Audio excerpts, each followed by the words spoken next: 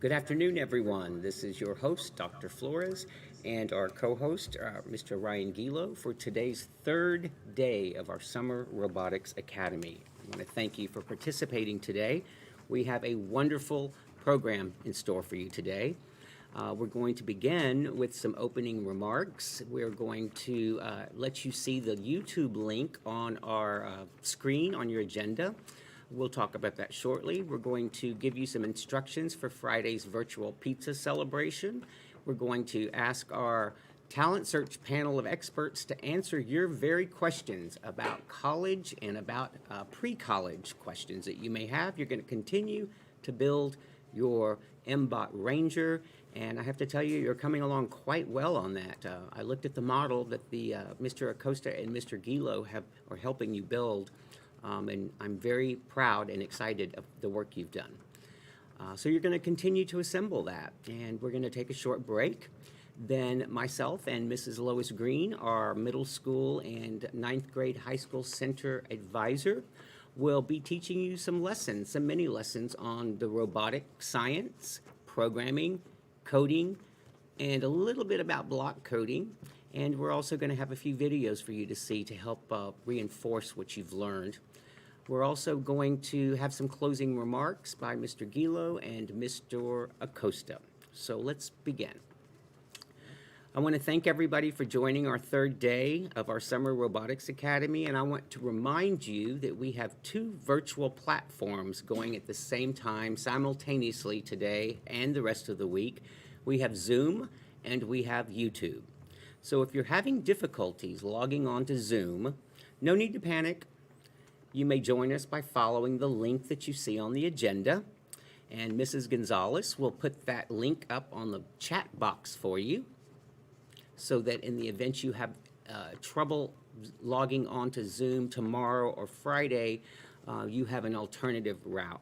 I also want to thank those people who are watching us on our YouTube channel. Some are students, some of our parents, and some are other guests. So thank you for being with us this week as we help teach our students the science of robotics and help them build a robot. I want you to please be aware that we would like you to subscribe to our YouTube channel if you happen to be watching YouTube. You can do that by clicking on the gray box in the lower right-hand corner of your screen with the word subscribe inside of it. There's no cost for that feature, and you'll be one of our charter subscribers to our exclusive YouTube channel for Talent Search. So if you get a chance to do that, please hit that subscribe button. We want to know that you're involved and you like what we're showing you, and we will be using this platform more frequently in the future. I had some wonderful news this morning when I came to work, and I had viewed the channel from yesterday, the YouTube channel. We had 5 viewers, and we had 20 views of our Day 2 Summer Robotics Academy. So I want to thank you out there for being interested in our YouTube channel and our Robotics Academy. Let's challenge ourselves to increase that viewing number and our subscribers. So that's my challenge to you today out there, guys. If you're watching this Robotics Academy, please subscribe to our channel. Also, I want to remind you that you can still support Educational Talent Search if you're not able to subscribe to our YouTube channel. You can certainly follow us and like us on our Facebook page. You can follow us on our Twitter page and our Instagram page, and of course our YouTube subscription and Discord, our virtual platform where we hosted our summer and fall and spring lessons for the services that we provide. So please take a moment, follow us on that. We will be crowning the king and the queen of social media here Friday. So let's get on it, guys. I trust that you're going to be able to do this, and we're going to have some fun. So I also wanted to thank the students and the parents who personally emailed me yesterday evening about my opening remarks yesterday during Day 2, the commentary on energy and control. It was well received, and I appreciate that, and I want to thank you for giving me that opportunity and that platform to speak to you about lessons I've learned in life regarding anything that comes up. And yesterday was very substantial for me, and I hope it helps somebody out there. And so if you want to continue to hear me talk about something, or maybe something that's important to you, maybe you're having some struggles, maybe you want to know something more about pre-college or your high school, or even the college you would like to attend, email me with topics. And if I receive enough emails and enough topics, I'll be happy to see what I can do about posting more of those on our YouTube channel, where it's just a one-on-one conversation, answering your questions that you have about anything that deals with education or talent search, or what we can do to support you, or maybe there's just a life lesson that I can share with you. So just wanted you to know that, okay? So today's opening remarks are going to be a little different than yesterday's opening remarks. And this is, I decided this yesterday as a result of the conversation I had with all of you. What I heard throughout the entire Robotics Academy while I was in my office watching it on YouTube was that many of you had questions. You had questions about college, you had questions about high school, and so I wanted to give everybody an opportunity to, well, for you to be the star of the opening remarks portion today. And so what we'd like for you to do is we're going to be very happy to bring to you everything I need to know, the college experience opportunity today. And so by that, I mean that if you have any questions momentarily, we're going to open the floor for any of you to talk and be the star for the morning, to ask us questions. Our panel of experts, Mr. Gilo, myself, Ms. Green, and Mr. Acosta, will be your panel of experts today. But before we begin, I want to make a few announcements. And the most important announcement, I think, for you deals with food, of course. And the food I'm talking about is our virtual pizza celebration, which will be held Friday. I'm sure the advisors already have spoken to you about this, but I just want to give you some specifics that Mrs. Gonzalez gave me. This is going to be a little unique for you and a really pleasant experience. Those of you that attended last year, it was kind of cool. So I want to let those of you know today who are new to this academy and to the Summer Robotics Academy during this COVID-19 time that we're going to have a virtual pizza party. What does that mean? Well, we're going to show a pizza on the monitor for you, and you can pretend you're eating it. That's our virtual pizza party. I'm just kidding. I'm just kidding. That's not what we're going to do, okay? What we're going to do instead is Friday, July 23rd, we're going to have a pizza delivered to your home. It's going to be a Domino's pizza, and it's going to be for lunch. And that lunch is going to be served from 1:45 p.m. to 2:45 p.m. Here's the deal, guys. I really need you to pay attention right now. If you want your pizza, we want everybody to be able to eat at the same time in celebration of this long, hard week that we've had building this wonderful robot and learning all about coding, programming, and science robotics. So keep in mind that this pizza on Friday will be delivered to your doorstep between 1:15 and 1:45 Friday p.m. The pizza is going to be delivered to the address that you submitted during registration. If you're staying with grandmother right now, or you're staying with a relative right now, or you're staying with your neighbor right now, or whomever it may be, and that's different from the address that you used to register, which probably is your home address, then I need to know, and Mrs. Gonzalez needs to know. So take a moment in the chat box to notify Mrs. Gonzalez what address you'll be at. Make sure it's private, so nobody has to know where you're staying or where you're at. So make sure you directly chat with her and you don't hit that everyone box, because then everybody will know your business.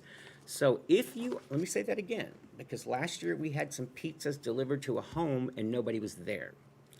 And so I guess the pizza guy got a free pizza out of it. So make sure that the address that you submitted on your registration is the same. Now, please let us know if you're going to be home or not Friday. That is critical, guys, so we can make sure that you get that pizza. Now, another thing about the pizza is already paid for, so you will not have to pay for this medium pizza, pepperoni pizza, and you do not have to give a tip. A tip will be included. All you have to do is thank the Domino's gentleman and smile and close your door and walk off and enjoy your pizza. That's all you have to do. And that's compliments of the Talent Search Program and the United States Department of Education and the University of Houston downtown. So thank you for that, and I hope you're going to enjoy it. We will be logged on live during that time, and during this time, it's a time for us to have some fellowship. It's a time for us to talk with one another. It's a time to just chat and get to know your peers. These peers have so much in common with you, and the biggest in common characteristic that they have is that everybody in this group is set on going to college. So we have a lot to talk about there. Okay, so if you have any questions about this, now if you prefer a cheese pizza rather than the pepperoni pizza, please send Mrs. Gonzalez a private chat to let her know. I understand some of you may not like that pepperoni, so we're giving you that option. Okay. Any questions? You can get in touch with Mrs. Gonzalez about Friday's pizza. So now I want to move on, and now I just want to move on. And you're probably asking, well, what kind of questions do I ask about these expert panelists? I'm kind of nervous about that. And so I've drafted a few suggestions for you. If you can use them or you cannot, you can maybe have your own. Some of them might be, what does it mean? You hear everybody say, what? You're not college ready, or you take an exam and you're not college ready, or you are college ready. What exactly does that mean? That could be a topic that maybe you want to ask. I don't know where to begin. We hear that a lot. We hear a lot that people think that they're just going to go off to college and it's going to be just like high school, and they're not prepared as they live in a dorm, or they're not prepared for the extra work, or they're not prepared, or they do not know how to study. So there are a lot of different variables that go into being successful in college, and so we can give you tips. We can give you some advice. We can give you, I can tell you certainly plenty of mistakes I made, and maybe kind of help you not make the same mistakes I made. Or maybe you don't know what to expect during your first year of college. I certainly didn't. I walked into my science classroom and I had 500 students in my classroom. That sort of bugged me out a little. So anyway, those are some suggested topics. And so at this time, I'm going to allow you to be our star and pop in, see who has a question, and we'll see what we can do about answering it. We'll do this for about maybe 15 minutes, maybe shorter, depending on the responses we have. Do we have a question?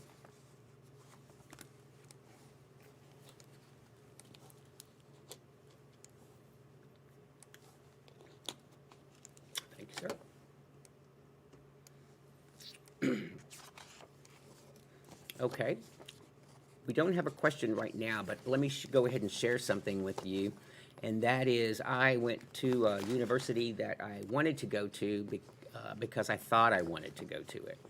I wanted to go to it really because all my friends were going to it. So I ended up going to the University of Texas in Austin, which at that time had 50,000 students. I didn't know what 50,000 students would look like. I didn't realize that that was more people going to that university than lived in my hometown. So it was a rude awakening to have roommates. It was a rude awakening for me to share my space with others and not have my private space to study or not have my private time. And so to add to that, nobody in my family went to college. Nobody knew any questions I had. Nobody knew how to answer anything. So I was out there on my own, and it was sink or swim. So I spent a lot of time researching my classes. It took me a week to get an appointment with an advisor. You don't have a week to have an appointment with an advisor when classes start the next day. So I had to really, really study and figure out my own plan to get out, and with no help. and little assistance. In fact, I didn't even apply for financial aid because I didn't know there was financial aid. So I don't know if you're encountering any of these struggles like I encountered. I was very, very naive. I just knew that I wanted an education. And gosh knows that I had some hard nights, I had some hard days because I thought the world was against me and I didn't have any answers. So I'm very passionate about helping you. So if you have any questions about any experiences that any of our experts have had, we've got several generations here, and we can give you our response to your questions the best we can. I think the thing that shocked me the most was I didn't know where to begin. I just didn't know what to expect and where to go from there. So until we get another question, I'm going to ask Mr. Gilo maybe to share some of his thoughts on some of these questions. And while we're talking, please don't hesitate to raise your hand or pop in and say, "Excuse me," we'll be happy to address your concerns. Sure. Thank you, Dr. Flores. I come from a family that believed in college and went to college. However, whenever it was time for me to go to college, things had changed so drastically that they didn't really know how to help me. My parents came from a world of paper applications for college, and so when it came time to apply for financial aid, apply to these colleges, it was something that they were not used to. And so I kind of had to fall back and rely on some of the counselors at my schools and some of the different Lone Star counselors that were available to me at that time. And so you don't know what you don't know. And I wish I had known a little bit more about what college life was like, how to apply. Financial aid really freaked me out whenever it came time to apply for college. I did not know anything about how I was going to afford the tuition, the room and board, the apartment I was going to be living in whenever it came time for me to go to a large university. So these are all questions in the back of my mind that I had that really also my parents couldn't help me with. And because they hadn't experienced the same thing and technology had gone so far. So I started out at Lone Star College for 2 years, and then I transferred to the University of North Texas, which is in Denton, and it's just north of Dallas. I lived there. I finished my bachelor's degree after my first 2 years at Lone Star, completing an associate's degree. And then I took a break, found a job with Talent Search, loved it, and then I went back to school. I'm currently back in school and going to finish this up here in about 10 days of my master's degree. But my advice to you is, really takes resilience to get through it. But anybody can do it, and every single one of you can do it. Even if you're going to be the first one in your family to go to college, I know Mr. Acosta talks about this as well. You can do it. You just have to have the right mindset. You have to sort of condition yourself to get ready. And how do you get ready? How do you get prepared? It's by asking these sorts of questions. I always say there's no dumb question to ask to any of us in Talent Search. That's a good point, Mr. Gilo. Yeah. And if I may interrupt for a second. Sure.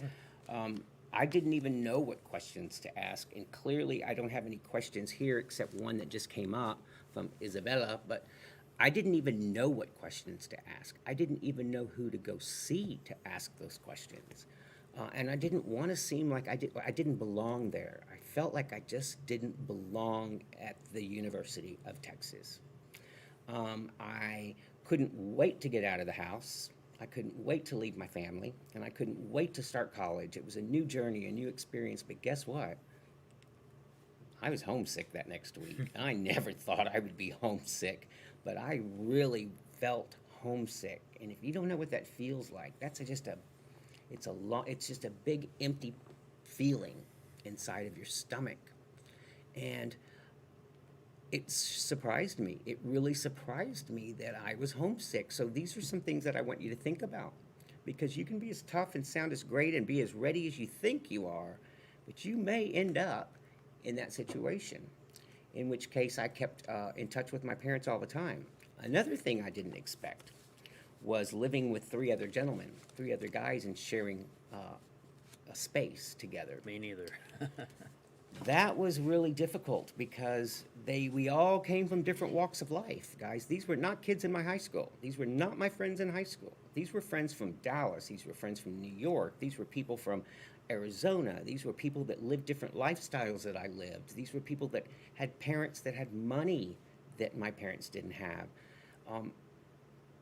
It was very insightful, and I felt embarrassed almost. I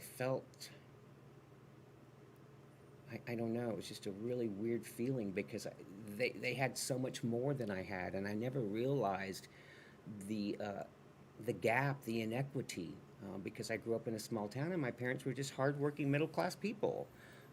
And we didn't have everything. We didn't have brand new clothes all the time. We didn't have fancy jewelry. We didn't have fancy cars.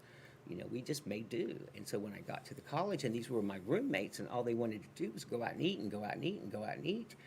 And well, that takes money. And I had a very small allowance from my parents because I had a meal ticket in the cafeteria at my university and they expected me to eat there. So when my friends were going off, my roommates were going off eating every night or partying every night, I couldn't do that because I didn't have the money. And that was something I didn't expect to deal with. That was something it wasn't even on my radar to think about. And so it took some courage on my part, because I began to make excuses. Oh, well, no, I got to study. Or no, I don't feel well. And the real issue was I just didn't have the money, and I was embarrassed to say it. So these are some things you might encounter. And I just want you to be prepared for that, those of you that are going off to college. And those of you that aren't, I didn't have the spine at that time. And so what I found myself doing a lot was going to the library when I knew that it was Friday night or I knew they were going to go out to eat, I just packed my backpack full of stuff and went to the library and studied. And to be honest with you, that was my saving grace. That was my saving grace emotionally. That was my saving grace academically. Because at the end of this semester, this man had straight A's. The others flunked out. So that was a lesson to be learned. And that goes back to yesterday's opening remarks. Be proud of what you have. Because there are other people out there that don't have what you have. And it took that lesson in my face for me to realize how grateful I should be for what I have. And so these are just my experiences. I'm not saying they're anybody else's experiences here, but I was just a small guy from a small town. I had no idea what to expect. I didn't grow up in the city. I didn't grow up in anything like Houston, Texas, or Dallas, or New York. It was a country town. So it was a shock. Okay, we have some questions now. Isabella Fuentes, you ask, what do you think is the best medical school?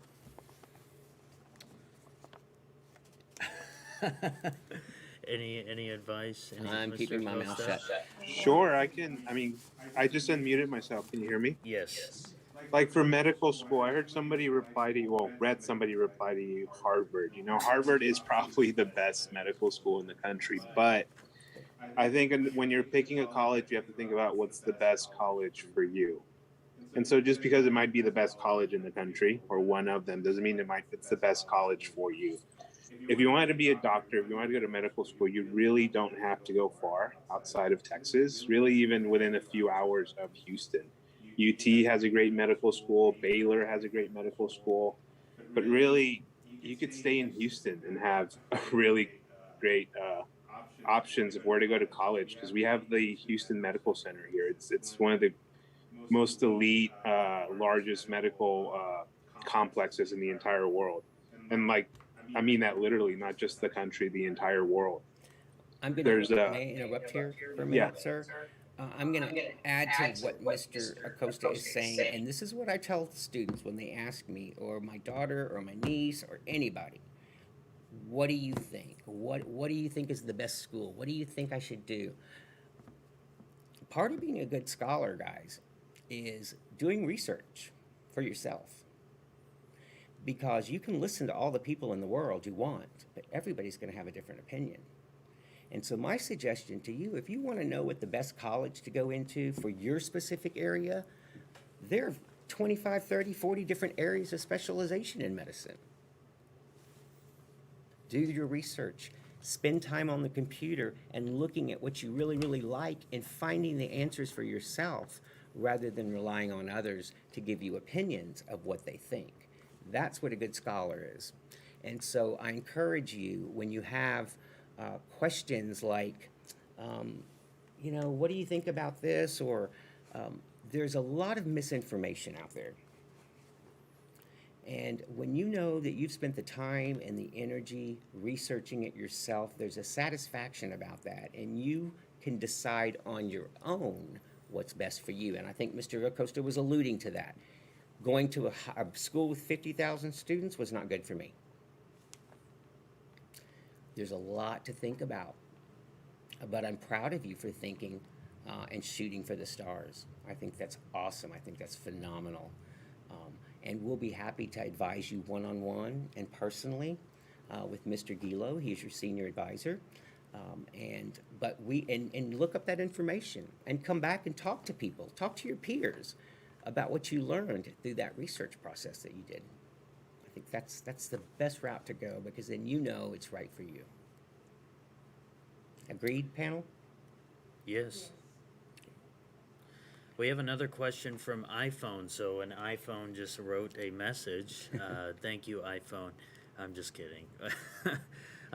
What is the best surrounding for college? Is it on campus, off campus? Can you give some advantages that each one of them have? I'm assuming you meaning living on campus versus living off campus. Well, you may not have a choice. Yeah. Some universities require that freshmen live on campus. And so again, I'm going to go back to this answer of that. You'll need to look at individually at your situation. So if you're considering going to the University of Houston main campus, then they have dormitories. So we at UHD, we are a commuter school. We don't have dormitories. So we don't require that our first year in college students live in a dorm. But many are now. And so I know my niece at the University of Colorado, she has to live in a dorm. They will not allow their first year or first time in college students to live off campus. And so those are questions that you need to ask or look on their website, because typically they are listed on their website. And then you need to make sure that you include that cost in your overall tuition package. So that was a good question. Good question. Did you have something to add, Mr. Acosta, or? no. Okay. Did you live on campus? So here's what I did. I went to Lone Star my first 2 years, so I lived at home.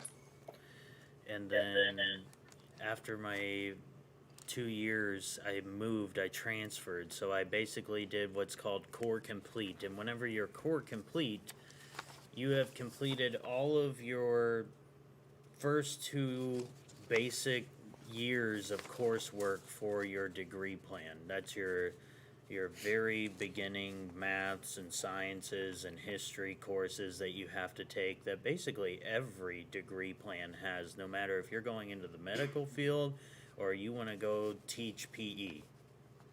It doesn't matter. I'm always shocked that students don't understand that oh my God, I have to take English again? Yeah. Or I have to take math again, right? Exactly. So those first 2 years, I wanted to get done at a local community college, because it doesn't matter where you go. You could go to Harvard, you're still going to take those first 2 years of core classes. So I decided to do that, live at home, work part-time, save up some money, and pay for my community college degree, which was the associate's degree, and then everything I earned at Lone Star was able to be transferred to a university. And so when I moved to the University of North Texas, I was considered a junior, and I lived off campus. They had what was called student living apartments, but it had a shuttle, and that shuttle was paid for by my tuition and everyone's tuition that lived in that particular community. And so the shuttle would come by, it would pick me up, and it would take me just a mile down the road to campus. But it was kind of like living in an apartment, but it had that dorm aspect that Dr. Flores was mentioning. I had to live with 2 or 3 other different people, and that was an experience, I will tell you. But I could have lived alone. But guess what? If you decide to live alone, be prepared to pay a lot more. How about if we take that next question? What do you Yes, think? yes. Our next question comes from Roman, and he wants to know if it's okay to take a student loan if you don't have the money to pay for college or the university. And if so, how should I take out a loan? And if not, why isn't it a good idea? And what alternative are there to this question? Awesome question, because it's all about financial literacy, and this is your advisor's expertise. So I'd like to begin by asking you, first of all, you need to determine whether or not you're going to a community college, commuter college, or four-year university. Because what you need to do is you need to assess your personal and your family's income level. Because when you apply for the Pell Grant, and Mr. Gilo will walk you through the Pell Grant, when you're a senior, you need to apply by October 1st, correct? That's correct. So the average amount that's being given out right now in the state of Texas for a Pell Grant is somewhere around $6,400 for the year. Now, I don't know many places other than maybe where we're at today that you can afford to go to college for $6,400. So there are a couple of types of loans. I'll let Mr. Gilo briefly talk about those, and we'll get to our next question. Sure. So there's 2 types of loans that you would accept. One is called subsidized loans, another one is called unsubsidized loans. And whenever you accept these different types of loans, whenever you fill out the FAFSA, which is the free application for federal student aid, you do that by October 1st in your senior year. I help you walk through that process, and I'll help you along the way as much as you need me. But you only do that in your senior year. If you decide to take out loans, you want to take those subsidized ones out first, because what that means is you're not going to be paying interest on those loans that you take out from the government while you're in college. Sometimes you need to take out a blend of both, though. I mean, that's what I had to do, and that means if you take out an unsubsidized loan, that you will accrue interest. What does that mean? If you take out, let's say you take out $100 from the government, obviously you'll be taking out a lot more, and they want to charge you 6% on top of that every year, Annual. Doctor? Every year, so you'll be, what is that, 106, Compounds. and then It's 112. exponential. Every year you're going to be paying more and more and more, and the interest is going to keep rolling over, as opposed to the subsidized loans. If you take out $100, you're going to owe $100 by the time you graduate. So these are the 2 different types, and we talk about this more in depth once you're in your senior year and you're applying for these FAFSA applications, because we really go over the Pell Grant, scholarships, grants. We have a bunch of resources listed on our website, and really we want you to take advantage of those before you start shopping and accepting these subsidized and or unsubsidized loans. We have an agreement with our provider in schools that we provide this service because the counselors oftentimes don't have the time to sit down individually with you, because talking about loans, Roman, it's very complicated, and it's very complex if you're not familiar with it. And the wording and the language in the loan process is very complex, even for me with a doctoral degree. One caveat before we move on to the next question, and that is parents out there watching as well. You're eligible for a loan as well if you have a child in college to help support them. So we can give you all the information you need on that. If you'll just check our website, if you will put it in the chat box, if you'll email me or one of your advisors, we'll be happy to have a one-on-one consultation with you before school starts. I'm okay with that. So our next question, I hope that answered it, Roman, or at least for the sake of time that we gave you as much as we could. Next question.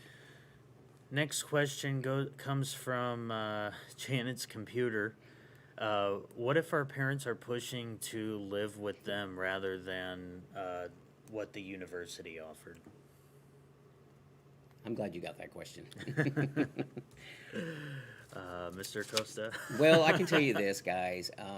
You know, you're living with your parents, and I have found in my experience that different cultures have different ideas and different feelings and different ways that they handle with their children going away to college. I mean, it's hard on them too.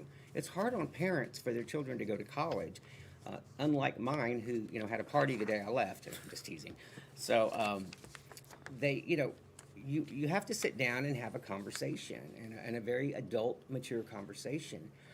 And I would have to say that with children, that if you haven't really demonstrated that you're mature and can handle going away to school, then maybe you need to stay at home for a year.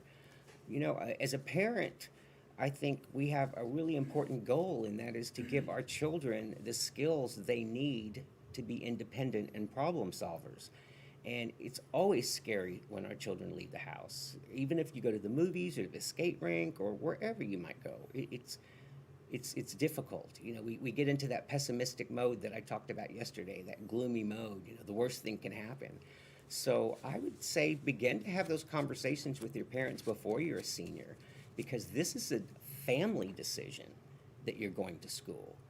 This is when I remember when I took my master's program, and then even my doctoral program. I had a family meeting with my parents and children and whoever was that close to me, and said, look, guys, going to school is really tough, and it takes a lot of time management skills, and it takes a lot of compensation on everybody's part, not just mine.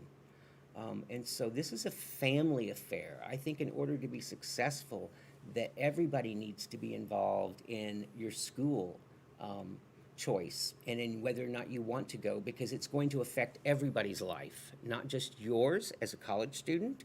It'll affect your parents' life. It'll affect whomever you're living with.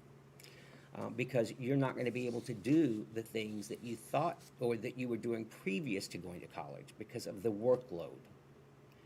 And so the time commitment, just the extra commitment. So I guess the bottom line is talk to your folks, guys, communicate with them. Don't leave them in the dark. This is a big financial decision for you, and this has the potential to change your life forever, having a college degree and an education. That will help break the cycle of poverty for everyone. So this is to me, it's as important as buying your first home, buying your first car, because it's such a large expense. So look at it that way. This is an investment in your life and in your family's life. So why wouldn't you want to involve them? Especially if you're a first-gen student. We didn't get a question on this, but I have gotten questions about how important it is to get involved whenever you're in college. I've gotten questions like that in the past, and I think we had a student on Monday that was kind of alluding to how important is it.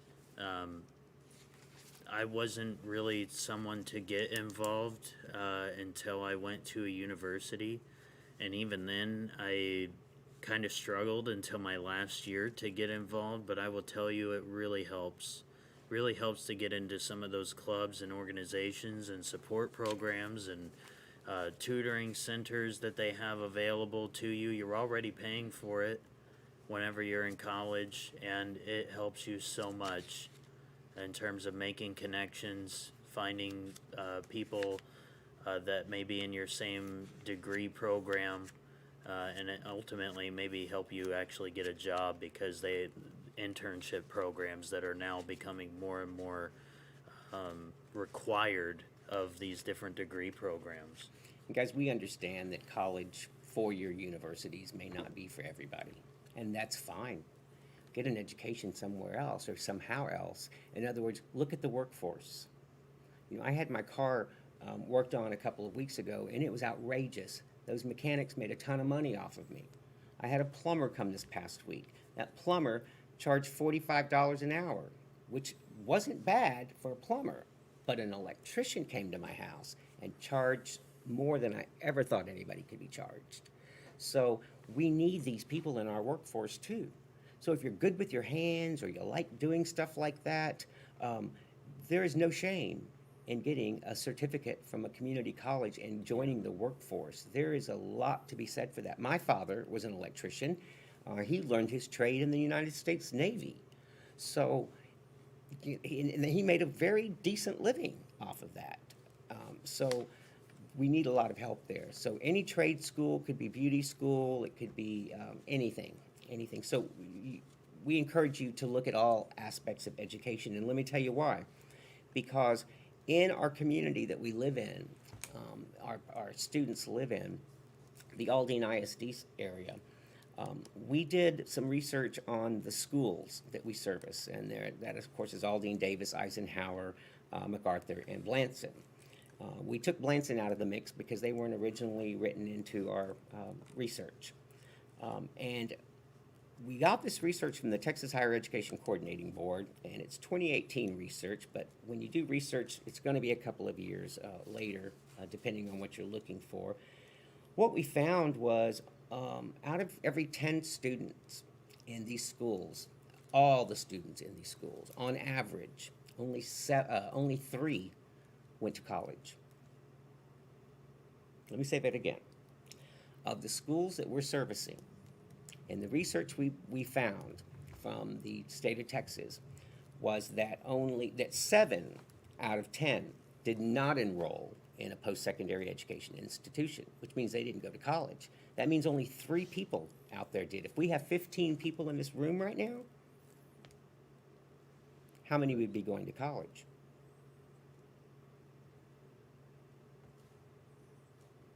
Okay, so those numbers are low. Those numbers are low. And so I'm glad that you're in this program, because we will help you get into college. We'll give you the information that you need. Now, we're also responsible, and I think I heard Mr. Gilo talk about this yesterday or one of the days previous, that we also track you, and I don't mean track you like put a chip in you or anything, but we keep an eye on you. We look at our numbers. Once you go off to school, and once you go off to a trade school, or once you go off to a college, I want the parents to understand this as well. We are still invested in your education. We want to make sure that you're successful once you enter as a freshman and until you graduate with that degree, that baccalaureate degree or that work certificate or that associate's degree. We are invested in your education. So it's tough, as we talked about, guys, to build that grit, to build those time management skills, to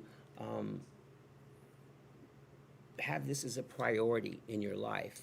And I'm telling you, it took me years to go back and get my doctorate because I was not financially ready, I was not emotionally ready, or psychologically ready, sorry. To tell you the statistics that we found, again, out of these 4 schools that we service, these high schools, only 1 out of 10 students graduated with a baccalaureate degree. So every 10 that went to school, to college in this program, of all the kids in your schools, ended up getting a degree. That means 9 of them didn't. Life happens, we understand that. But here's the caveat. You're in our program until you graduate with a baccalaureate degree or work certificate. So our job is to phone you and keep track of you so that is there anything we can do to support you? What issues are you having? What can we do to, what barriers are you encountering at your university? So you're not alone, guys. As Mr. Gilo said, once you're in talent search, you're in talent search. And we love our job so much that we are invested in making sure that you get out. So when your counselors or your advisors ask you for phone numbers or addresses once you've graduated from high school, that's because we want to make sure that not only do you graduate from high school, but that you earn that degree and that you change, that little piece of paper changes your life forever and your family's life. So that's why we ask for that information. And I hope you'll give it to us because I want to make sure that every one of you graduate and that you invite us to your graduation. Okay. Any more questions, and then we'll have to wrap this up. I think you guys need to finish building. It Right. sounds like there's a lot of interest out there. So And we have one more question from, it says Nicole, but Catherine, I remember. Are there any extracurriculars that colleges like to see the most in your application? You need to put talent search on your application. You need to put trio talent search on your application because, correct me if I'm wrong, Dr. Flores, is there 470 talent search programs? I think 443, somewhere along there. And there's tens of thousands of primary and secondary schools. You need to put talent search. It's an exclusive program preparing you for college. I cannot stress it enough. And we go to a lot of different college admission workshops when we were able to pre-COVID. And we go to the elite ones. We go to the Ivy League school admissions counselor meetings. We go to all the counselor meetings and then some that your counselors at school go to. Harvard, Yale, Princeton. UT, I mean, in fact, I'm on the board for a UT community-based organization, so we always have information that maybe other people don't have. So my point is this: we know ahead of time what's coming down that pike in terms of what the colleges are expecting and what their new rules are going to be. What else was the question? Oh, the applications. What Oh, do they like extracurric- to see on the I application? can't tell you how many of these college admission counselors say, "Oh my God, talent search is right there. Your trio program, we always take y'all." So they are excited for us when they see trio talent search. Right on it. And your essays are important. Your lived experiences in those essays, they tell you to do every single one. If it says optional, you should in your mind change that to required. And please, guys, we will help you draft those because that is a critical component in your application process. Remember, I told you the other day that they're judging your applications holistically now, and I think this may be where the question's coming from. That means not only are they not looking at just your test scores, they're looking at the clubs and activities that you're involved in high school, and they're also looking at that essay. And what we found was the best essays are those that paint a picture and tell the reader what your life has been like. So don't be afraid. They will tell us that. Pour your heart out in that essay and make it relevant to the topic. So it's okay to say, if I had to do it all over again, I would say that my mother was the child of a migrant farmer and she never graduated from high school. I mean, and that's the truth. But I was embarrassed before to say things like that. And now the college admission counselors are telling us, no, we want to hear stuff like that. So those are my thoughts. I hope they meant something to somebody out there. I certainly shed enough tears to give that advice. So anyway, continue, guys, and let me know. Send me those emails and let me know if you have more topics that you want me to discuss, and I'll make a YouTube video for you guys, and we'll make that weekly or monthly or whatever we can. I kind of liked it. It was fun reliving those experiences, and hopefully somebody out there learned something from one of our experiences that will help you, or at least sparked you to think about questions. We're here to support you.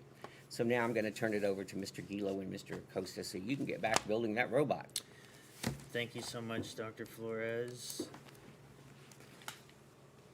So we are going to start. Oh, good. We have lots of comments that they enjoyed the talk. It was very helpful and insightful, and it really helped. And those are from 3 different people. Yeah. All right. So Mr. Costa's actually going to join now, and what we're going to do is. And on that conversation, actually, if you guys Yep. think of questions, I don't think any of us would mind having another session on Friday or tomorrow. If I you agree, think of yeah. questions that you didn't think of right now, and you really wanted to ask them, or you're too shy, maybe we can dedicate some time tomorrow to that too. I think so. I think that'd be great.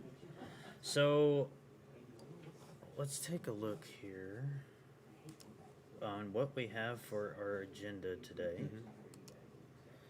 So we did our opening remarks. Dr. Flores put the YouTube link in and gave instructions. You needed to have paid really close attention, and should you have any questions about Friday's virtual pizza celebration, Miss Gonzalez, Maria Gonzalez, in the Zoom chat right now.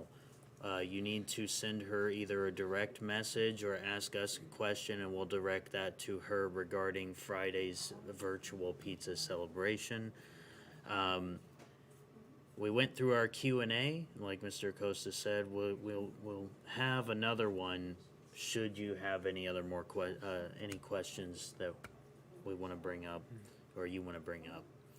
So right now we're on schedule to gather and build the rest of this robot. So if you have your learning kit next to you, let's go ahead and start getting that together.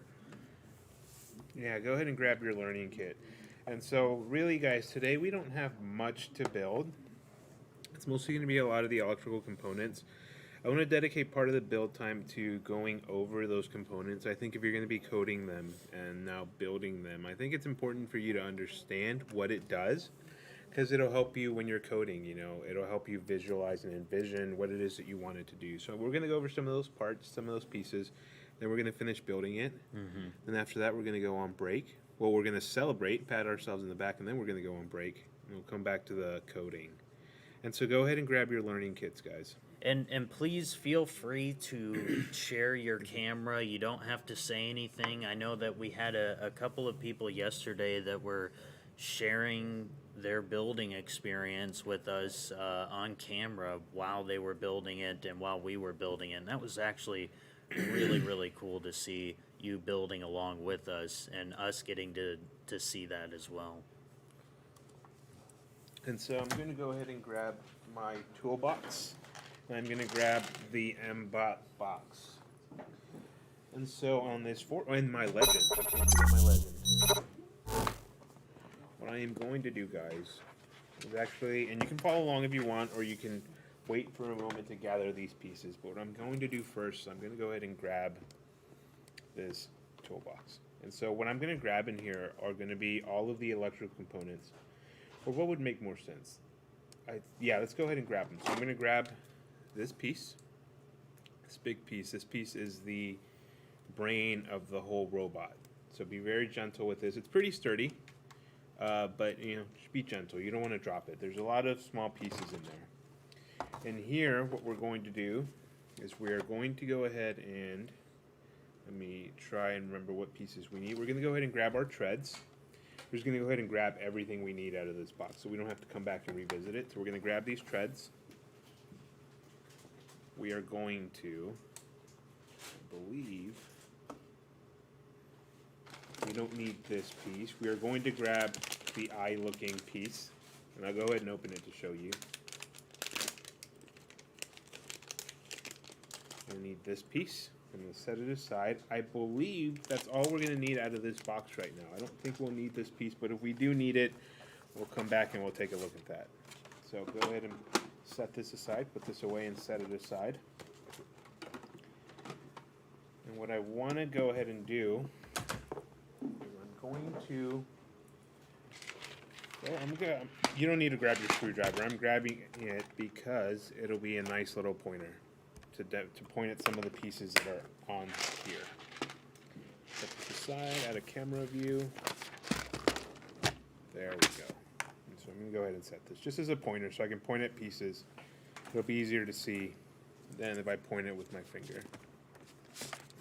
And so, like I said, guys, what we're going to be mostly building today are going to be the electrical components. And so the first thing I'd like to look at, this is the simpler of the two pieces. This is called the supersonic sensor. And so when you're looking at it, the way this piece is going to go, it's going to go on your robot at the very front, like this. And it's the piece that looks like eyes. That's how I would describe them. You know, the eyes, the things that resemble eyes. But what these actually are supersonic sensors. So if you say eyes, that doesn't capture it entirely, because with eyes you're kind of implying that it's seeing, you know, the way we see with colors and shapes. But the way this robot sees is slightly different. It uses sound to see. And so what happens on this piece, guys, is you're going to connect this to this brain, and that's just what's going to process data. But what happens in this robot is it's constantly shooting, if you have it coded to do this, constantly shooting sound out in front of it. And what happens is if there is an object in front of it, that sound is gonna hit it, and it's gonna bounce back into the eyes. And by calculating when it sends that sound out, that vibration, and the time it takes for it to come back, it's gonna be able to judge distance. So while it's not able to visually see that the object is in front of it, based on the equation that it has coded within it, it's going to be able to tell how far away things are. It's also going to, I believe it can tell edges. Don't test that one out. I'll look to see if it tests edges, because I don't want you driving it off the edge of your table. But it's going to, like I said, it's using sound to see. It's almost like echolocation, like a bat. That'd be a good way to think about it. Yeah. And so that's how this piece works, and this is what it does. If you look in there, it almost looks like tiny speakers.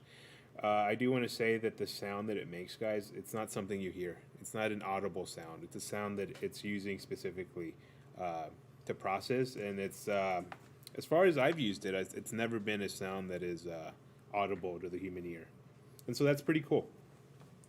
What will then happen, like I said, is there's going to be a wire attached here, and this wire is going to attach into one of these ports. And based on that information, this computer over here is going to process that distance, and based on your code, it's going to be able to react. So as we go through it, you're going to see that it's going to have a number of inputs where it's going to able to interact and listen to its surroundings and react and interact accordingly. And so this piece, guys, right here, this piece is called the Mi Auriga. And so I'm going to take the film so you guys can see it better. Take off the film. Sure. You want to say a few words? Yeah. Sure, guys. So we have a special guest that just dropped by. So I'm going to take a pause, and we're going to switch cameras and allow our guest to take a seat here, and then we'll carry on. So, everyone, I'd like to introduce Dr. Marzelli. He is the Dean of University College here at the University of Houston downtown. Well, thank you so much. I am so excited that you guys are all part of this remarkable opportunity. What you're building now, they're building the Land Raider? Ranger. My son and I built this. This is the one that you can do three. Okay. Yes, sir. Yes, my son and I built this last year, and we had such a remarkable time together. And then my son wanted to take it apart, and he built the nervous chicken, I think it was, or that's one of them, right? Yeah, It's nervous bird. Yeah. Yep. We built the nervous bird, which was really, really fun. It almost has like a gyroscope in it that will allow it to maintain. And that was really fun. And I think you guys are just finished. Have they started programming yet? Not yet. We will starting today. We're actually at this stage right now. And we're getting Okay. ready to put the sensors on, and we're getting ready to put the tracks on afterwards. And that's what Mr. Acosta was explaining. Well, that is so awesome. This was my son's favorite part, these rubber wheels. And then, believe it or not, the programming was so much fun. And It walked him through bit by bit by bit, and they had if-then statements, and he's like, Dad, what's an if-then statement? Why would we use this? And I said, well, if you hit a wall, turn around, right? Or if you, so again, thank you so much for participating in here, and Andres, Ryan, and everyone from Talent Search. We are just so happy for you guys running this summer workshop. I hope you guys all enjoy this, and we still have what my son and I created. We still have that in his room, and he has he doesn't have a phone like you guys probably have, but he has an iPad that he utilizes to still, every once in a while, we'll still use it. So have a really great time. You have a huge team here of individuals that are supportive of you, and I wish that I could have been part of this last year, so that I wasn't, I looked a little bit not tech savvy in front of my son, and it would have been nice to be able just to walk through piece by piece exactly how you guys are doing it. So thanks again so much, and thanks to the entire Talent Search team for doing such a remarkable job with all of you. That's all I have. I just wanted to come down and just tell everyone, have a lot of fun with this. Well, thank you so much, Dr. Marzelli, and just so that everyone of our participants knows and understands that University College, we're housed under University College, Talent Search is. So if you come to UHD, if that's what you decide that you want to do, the sky's the limit. We have we have a bunch of our participants that actually have come to UHD, and they come to our office to study, and they ask, what are the resources that University College has available to them as students? And so not only that, we have this entire esports lounge on the same floor. So the only thing I'm a little bit, I didn't get to put the headphones on. I thought that, my it's okay, but my older son, when he participates in playing his games, he has his headphones on and everything. And Ryan, you're so right. If any of you decide to come to the University of Houston downtown, there is such an elaborate set of resources to support you. College is one of those things. It is not high school. It is different. And the difficult part sometimes is you think that you should succeed the exact same way you're succeeding in high school. And you know what? Sometimes we stumble.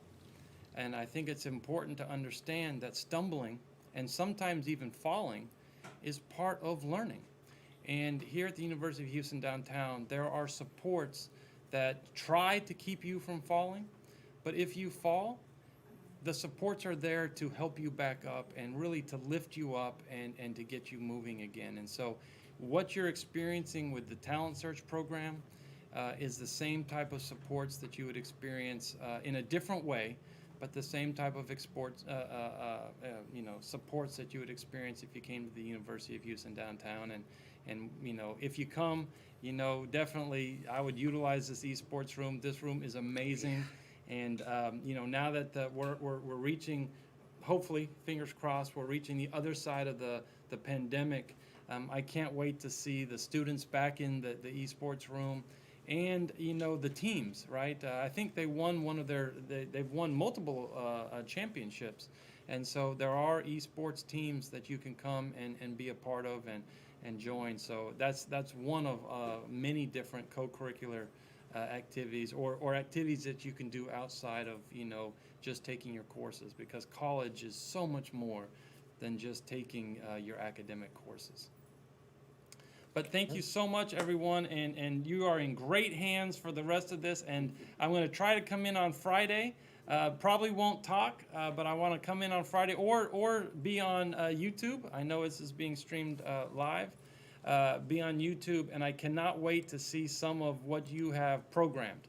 I think that is, I'm sure it's all going to be better than what my son and I programmed, and I can't wait to see what these little suckers can do when you get done programming them. So thanks very much, everyone, for letting me come in and crash this party, and I'm going to let you get back to what you really want to do, which is build your build your Land Ranger. Awesome. Thank you so much. right. And crash the one on Friday. I am going to be there on Friday. Thanks, guys. All right, Mr. Acosta. Floor is all yours. Thanks so much.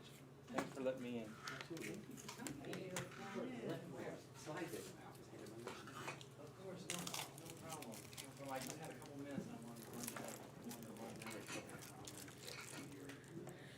All right, guys. Let's get back to explaining some of these components. I guess the big takeaway, guys, is, usually you're interacting and talking to the advisors of Talent Search, but there's a lot of other people that are involved in all of this, from the assistants to the director to the dean to the esports. There's just because you're a member of Talent Search, there's a lot of people here that are pulling for you and really hoping that you succeed and willing to do anything to help you succeed. So it's very nice of him to stop by.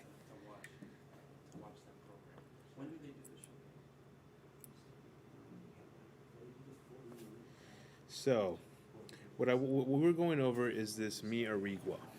It's a very strange name. It doesn't come off the tongue very easily, guys. It's always awkward to say, but that's what it's called, the Mi Arigua.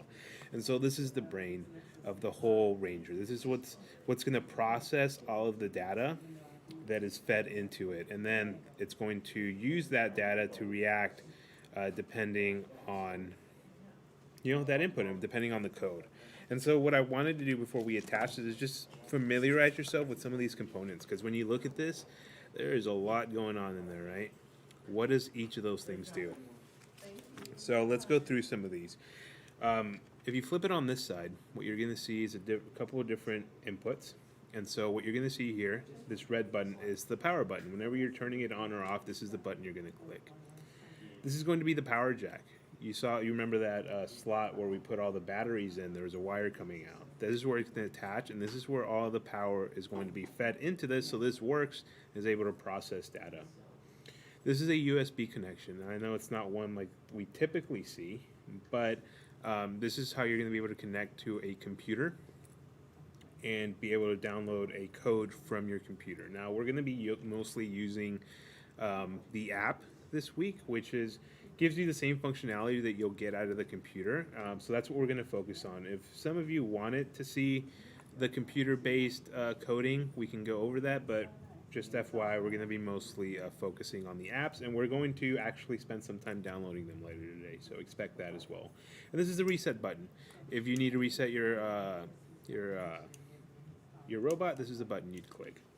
Now, to some of the more exciting things.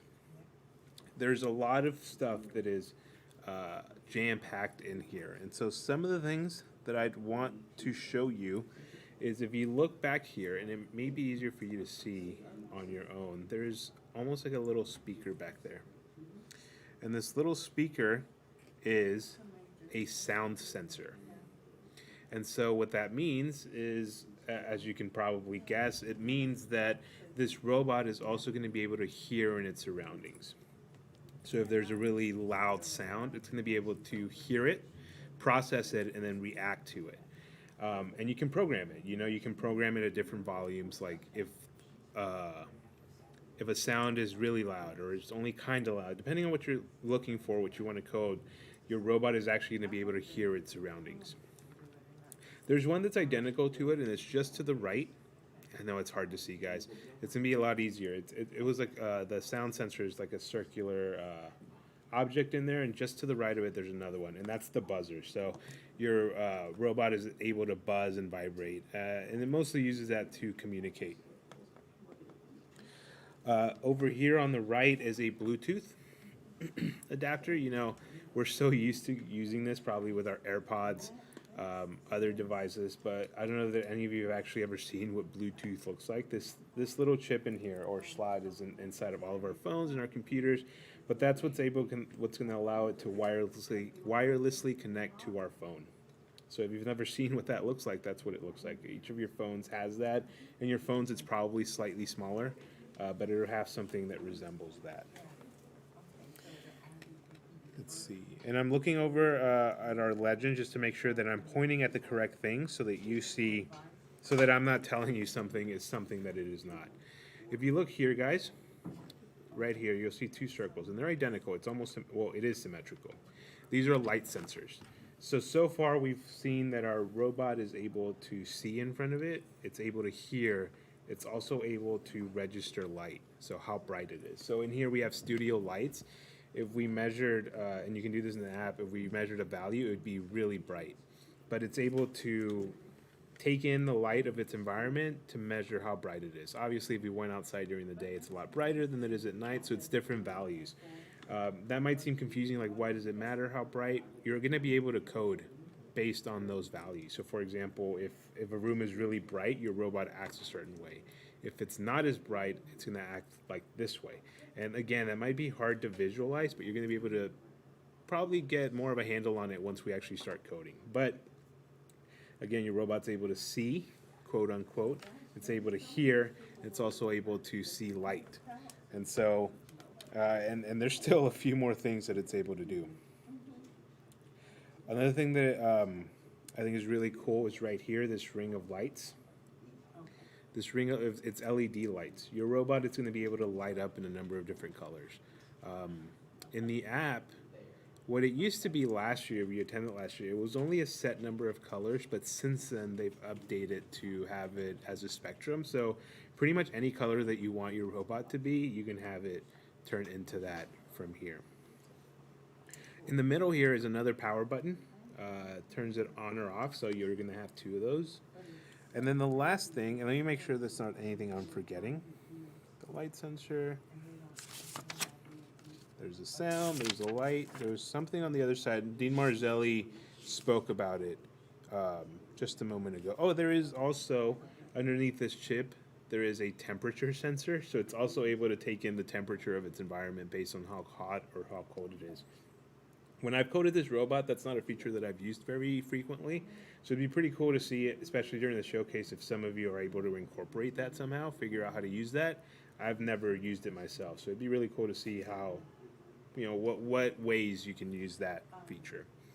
Then Dean Marzelli did talk about when he built the nervous bird.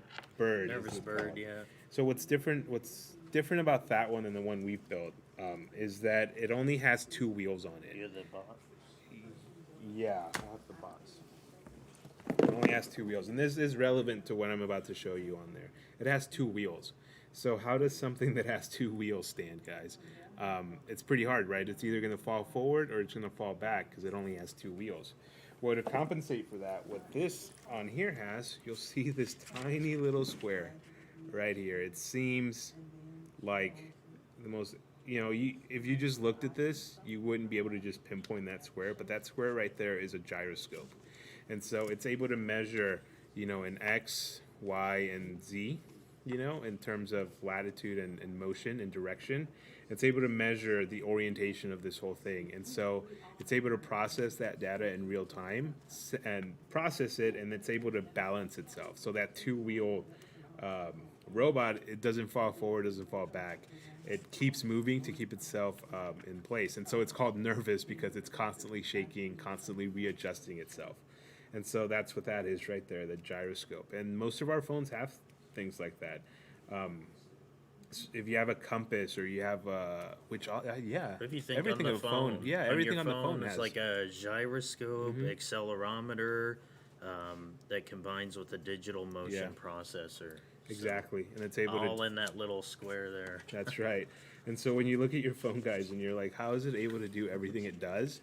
Just think of this piece and think of everything that is jam-packed into this, and that's what's inside of your phone. And obviously it looks different, but you start getting at the hardware and all the little things, connectors and adapters and boards, digital boards that need to come together for something to work, whether it's your phone or whether it's this robot or it's a computer or anything really. It's all jam-packed in there. And if you look at it, it's all so inconspicuous. You can literally point at something and know what it does.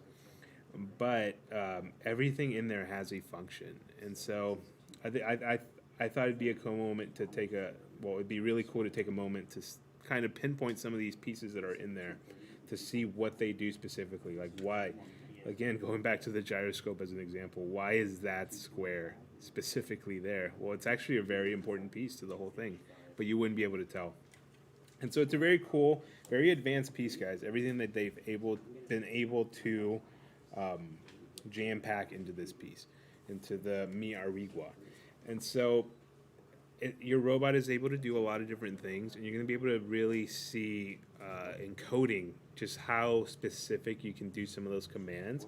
And any of the things that we just talked about, you can use in conjunction. It can do all of these things at the same time if you were to code it and program it to do so. And so that's going to be really cool. Again, it's going to make a lot more sense once you actually start coding it. But before we put it on, I wanted to make sure that I at least went over some of the components on here. And I do want you to know that I do not have the headphones on, so if you unmute and speak, I won't be able to hear you. For right now, if you have a question or you want me to slow down, type it in the chat. Alrighty, guys. So now that we know what these do, and there's actually one more piece. Excuse me. We attached it yesterday. This is the line sensor. And so in your robot kit, and we'll show you a video probably tomorrow of it doing this, if you have a field or on the floor a line that it's either a black line on a white surface or a white line on a black surface, it's able to follow that line, and so you're able to make a interesting track around your room, for example, if you design it so. And the way it does that is it's constantly bouncing the way it would be. The floor would be here. It's constantly bouncing light back into the ground and bouncing it back in, and it's able to determine the lines and edges. And so it's able to follow a path if you preset it. And again, that might be a little hard to envision. We'll make a video, or at least, you know, get one of our iPads and hop into the Zoom, and we'll turn the camera around so you can see it doing it. And that would be a really cool thing for the showcase too, if you can come up with a really intricate path for it to follow. And so those are most of the that is all the electrical components that are on here. Obviously, there is a lot more into this. I just wanted to show you the specific pieces that, as it relates to coding, that do specific things. And so let's go ahead and attach these. And so if you haven't grabbed these three pieces, guys, the treads, the brain, let's call it the brain, it's a lot easier to say, or the ultrasonic sensor, the eye-looking piece, go ahead and grab that, and let's get that in front of us. So I'll give you guys a couple of seconds to do that.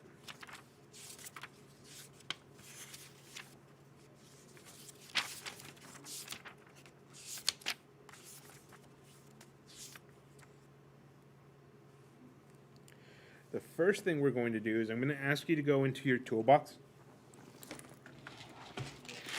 Mine was over to the side. And what you're going to need, what I'm going to ask you to do, is I'm going to ask you to go into this toolkit. I want you to grab a few things. So first, I want you to grab your wrench.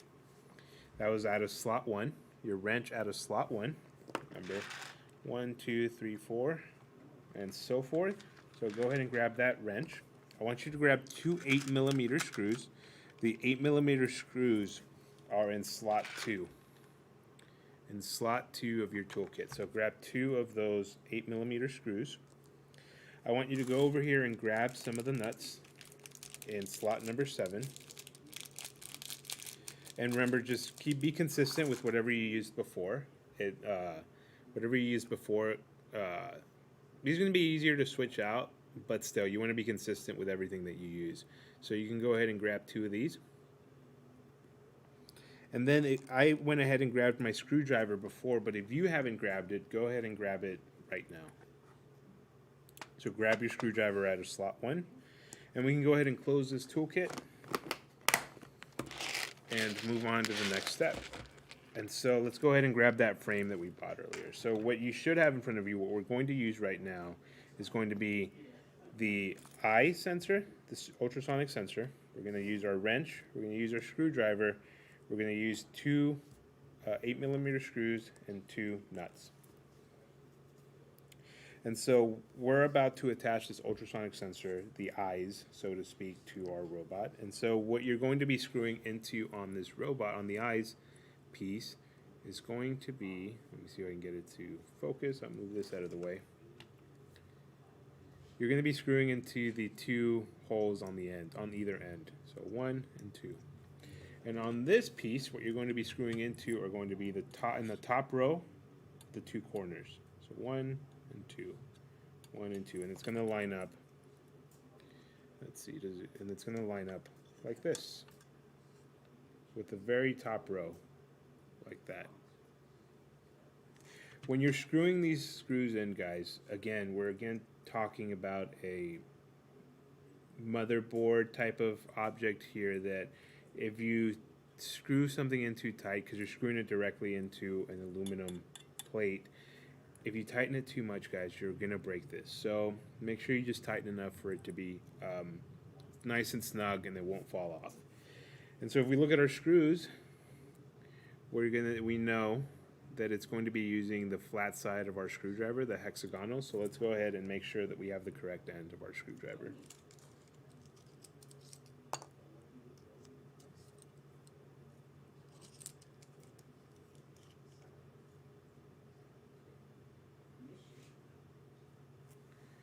And so remember, guys, you want the flat side of your screwdriver. There we go. Not the pointy end, the flat side. And that's what we're going to use. And so let's go ahead and put this together. So I'm holding it whatever way is most comfortable for you. I'm holding it this way just so that you're able to see what I'm doing. And so let's go ahead and screw these in. And so it's going to go in like this. Remember, guys, to the top row. It's going to be on the two ends. So make sure that you insert the screws like that. Maybe it's easier if I hold it this way. Easier to see, not to hold. But once you do that, guys, you're going to go to the back and you're going to insert one of the nuts. Well, one nut to each screw. I'm only going to hand tighten it first enough so I know it doesn't fall out, and then I'll hold it up for you to see.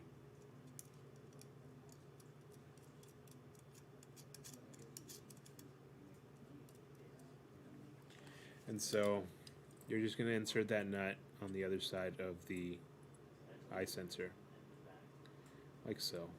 And so I'll hold it here for a few seconds so you can see and visualize. And then on the other side, it's like this.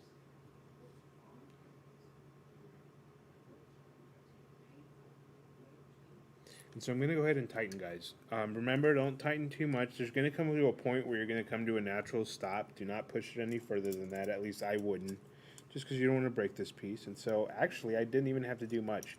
I tightened a lot of it with my finger, and then I barely had to do anything with my screwdriver. So go ahead and do the other side as well.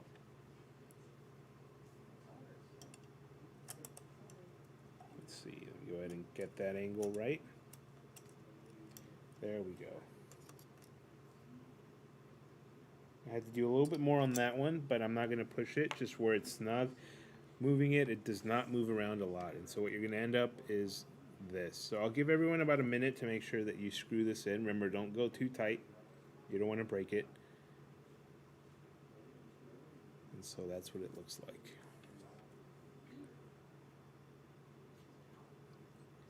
And so, there we go. So that's what it looks like, guys. Make sure that yours looks the same. Make sure they're screwed into the same holes. Whoops, there we go, like that. Make sure they're screwed into the same holes.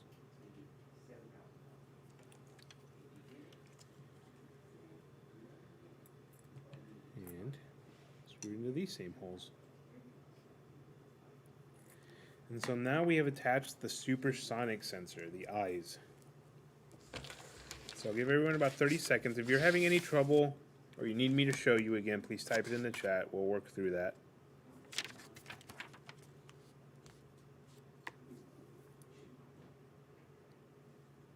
I'll give you guys a second to type in the chat if you need help.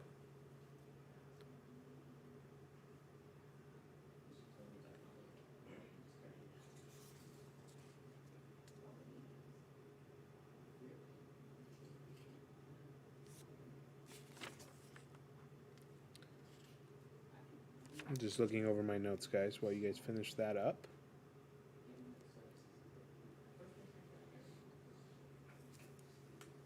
And so, the way this next piece is going to fit in is going to be like this. And so what I'm trying to think is, should we attach these wires first? And so while I deliberate that, I'll let you guys finish whatever you're doing. Yeah, it's going to be a lot easier if we do it this way. So if we're all ready to move on to the next step, remember, show you. Remember when we attached the initial mortar? Right now, your frame, or your, this is more than a frame now, your nearly completed robot should have, we would have attached these mortars. This was done at the very beginning, but if you remember, they had these two wires sticking out. We attached them ourselves. So at the bottom of your robot, you should have two wires sticking out, and it's going to be the wires with the white ends at the end. I want you guys to grab those, and I want you to pass them through here. And you know, honestly, it could go this way. No, it has to go through this way. So it has to go through the inside. I'm going to flip it upwards so you guys can see. You're going to flip those wires up this way. Up through the bottom, towards the top.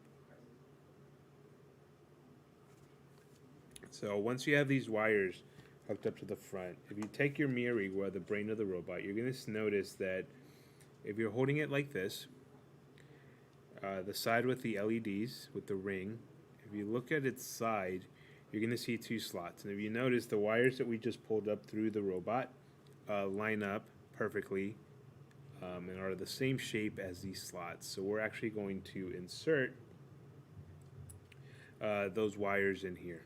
And so make sure that the wire that goes on either side is the correct wire, right? So if it's on your right side, make sure it's on the right side of your robot, or of your brain. The reason is, guys, it's not going to stop it from working, but what's going to happen is when you're programming, if you tell your robot to turn left, it's actually going to turn right because the wires are mixed up. So just make sure that the wires are in the right orientation, which isn't hard. Remember, guys, at the bottom it looks like this. I just went ahead and pulled this wire, and it's going to stay on the same side it was already on. And this wire is going to come up, and it's going to stay on the same side it already was. And I'll flip it back up. And I'm going to go ahead and insert it. And so I'm going to go ahead and put that. So if you notice this wire, it has these ridges at the top.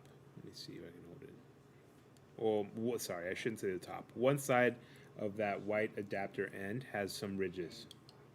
The other side looks like this. It almost looks like teeth. That side with the ridges, it looks like this. It's kind of hard because of the light. It looks like this is going to go facing upwards. I'm going to attach it. And so, go ahead and insert it. And this one has a little bit more resistance, guys.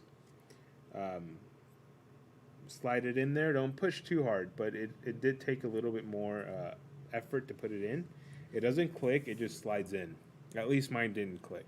And so I'm going to tug at it. It is in, and we're going to go ahead and do that second one. It's going to be the same orientation. It's going to be with those ridges. It's hard to see, I know, guys. Let's see. It's going to be those same ridges facing upward. We're going to go ahead and slide this in. There we go. And now those two wires are attached. And so what we've just done is we've attached our mortar to the brain. And so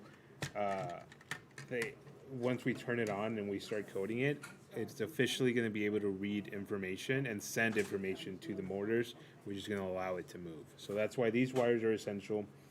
Make sure they're wired like this. Again, this left one didn't click either. So you may just have to slide it in. Yours may not click either. Just make sure they're fit in there snugly as far as they can go. Don't break it, and you should be all set.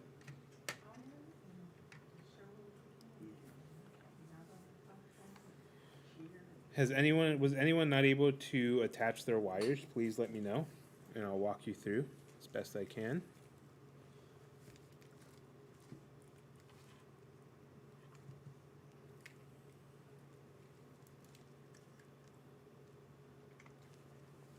Okay, guys, now that these wires are attached, what we're going to do next is we're going to actually attach this to the frame. How far back? If you look at mine, you don't really see any pins. So it should go all the way if you see mine, see if I can get it to focus, it's pretty flush with the entire thing. You know, there's only like the slightest bit of white sticking out. The piece is in there pretty good. I want to hold this right because I don't want to break it. There we go. That's the other thing, guys. If you're holding it, make sure that you're applying pressure and holding it in a place that is nice and sturdy. Don't lean on the eyes. Don't lean on the sensor. Lean on the actual frame so you don't break anything off or snap anything off. And so, again, as you can see, it's pretty flush in there. I don't really see pins on the end. So just go ahead and push them in as much as you can. And you know what? If you can't get them in anymore, we'll test them once we actually get it plugged in. And if we get them plugged in, we see there's not actually any signal coming from the wheels, we'll know that we'll have to take a look at those wires. So get them in as much as you can, and then we'll take another look at it if it doesn't work later.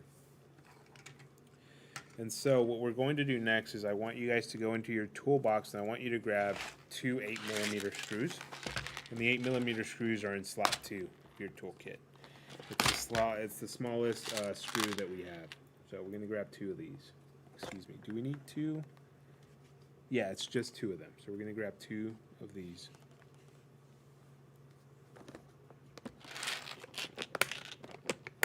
How would you pull it out? So let's see. Let's see if I was going to pull it out. How can I pull it out without breaking it? Let's see if I tug it here. It's in there pretty good. You kind of have to wiggle it out. Be careful. I don't think that's something you want to do very often because you pull it out of that white you'll pull those wires out. there. So don't do that as too often. But yeah, you can just pull on the string. I'd suggest you pull on it over towards the end where it starts sticking together, and pulling from there. So I kind of have to wiggle back and forth. We were talking about earlier is taking the batteries out and putting them back in. Was that something you have to disassemble from the? Yeah, guys, it might be Yeah, easier to really would. visualize it here. You'd have to take off like this plate. You'd have to take this eyepiece. You'd have to disattach this. So it wouldn't take you a second. Now that you've actually built it once, you're familiar with the process of building it. But it is a number of pieces you'd have to take off. That's why we want to make sure that those batteries are right. You'd have to take this piece off. You'd have to take this piece off, and you'd have to take this piece off. And so, Janet, did you get it, or are you still having trouble?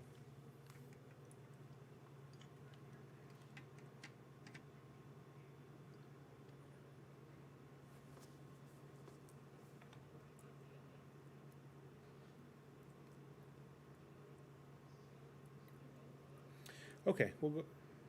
Awesome. It's all good. And if it doesn't work later, we'll troubleshoot it. Just let us know, and we'll figure out what might be happening. So remember, guys, go into your toolkit and grab 2 8mm screws. Those 8mm screws are in slot 2 of your toolkit.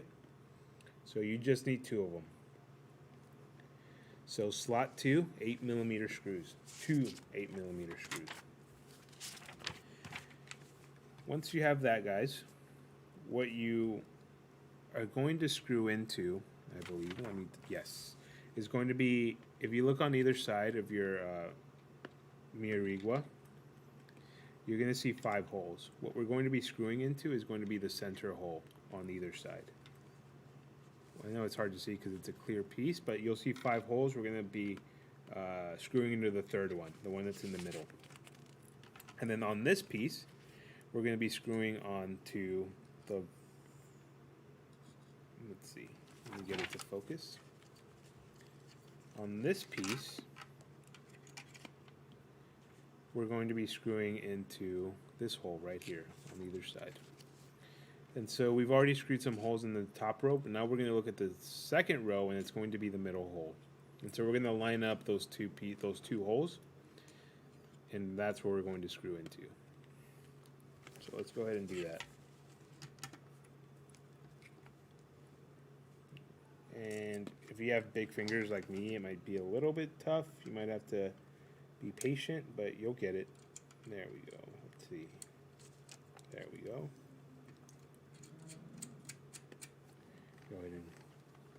that cement. I'll come to the other side and I'll do the other side. Let's see. Let's Not get that focusing. focus. There we go.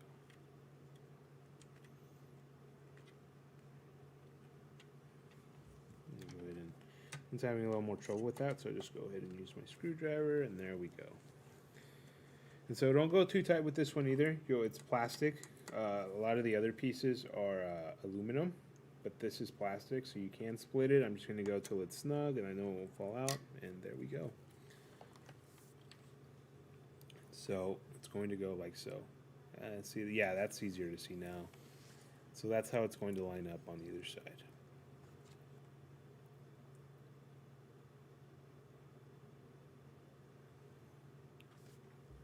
And so make sure that what you have looks like what you're seeing on the screen. We're almost there, guys. There's only really a couple more steps. So hang in there. Let's go ahead and get this. If you're having any trouble, let me know.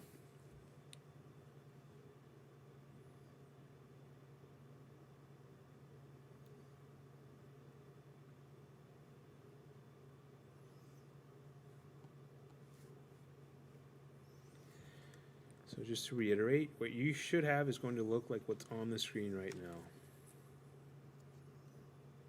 It goes through the top. So you're going to screw in. There is no nut at the bottom. The plate actually had ridges on it to screw into. It's like a nut on its own. And so it's going to go through the top. Through that middle hole. It's going to go through the top. And the screwdriver was the same side that we had used before. You didn't have to switch it. It was a flat end. There we go.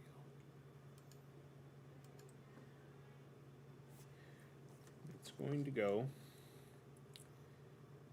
through the top in that middle hole, like that. On the other side, it's going to be identical. It will be the exact same thing. There we go. Right there.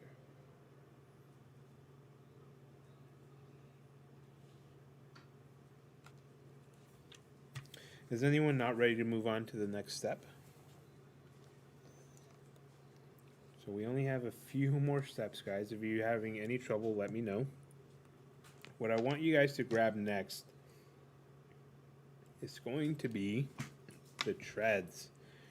This was Dr. Marzelli's favorite piece, and it adds a whole different character to your robot, guys. So you'll see in a second. So let's go ahead and grab our treads. We can take the rubber bands that were attached to them, and we're going to slide these under our robot. Guys, this is going to be another part. You know, we've had a couple of instances where it's not necessarily hard to conceptualize what you have to do, but it's hard to actually do it. These are going to be very snug. They're going to fit exactly the way they're supposed to fit.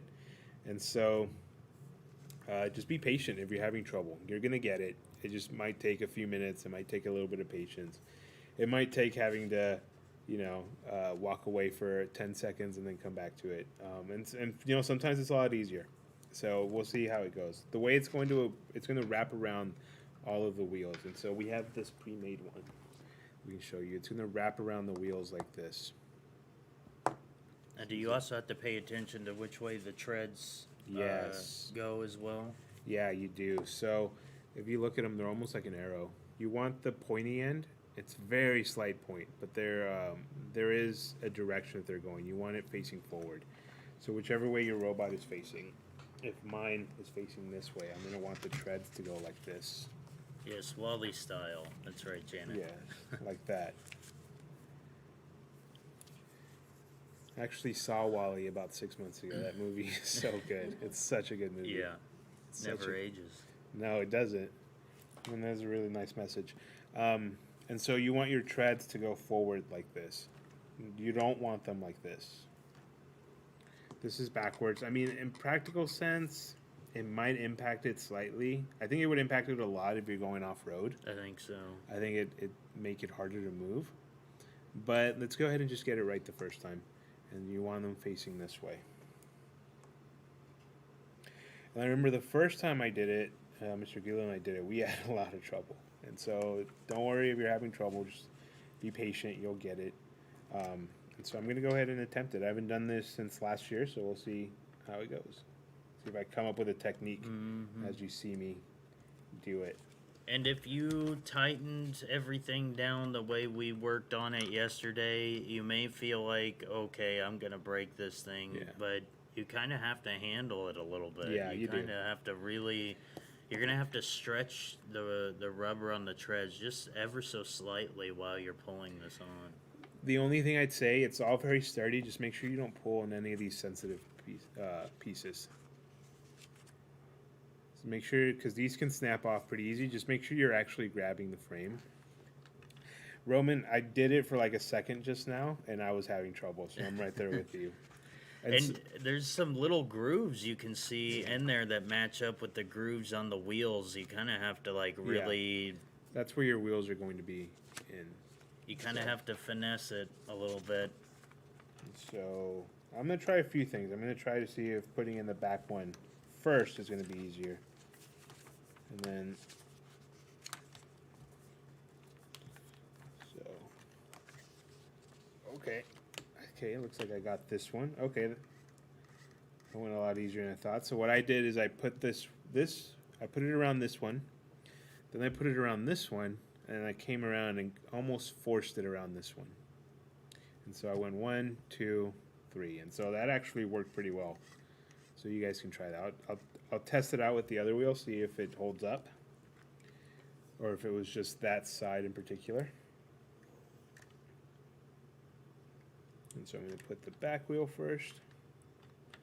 I'm going to go ahead and wrap it around this front one.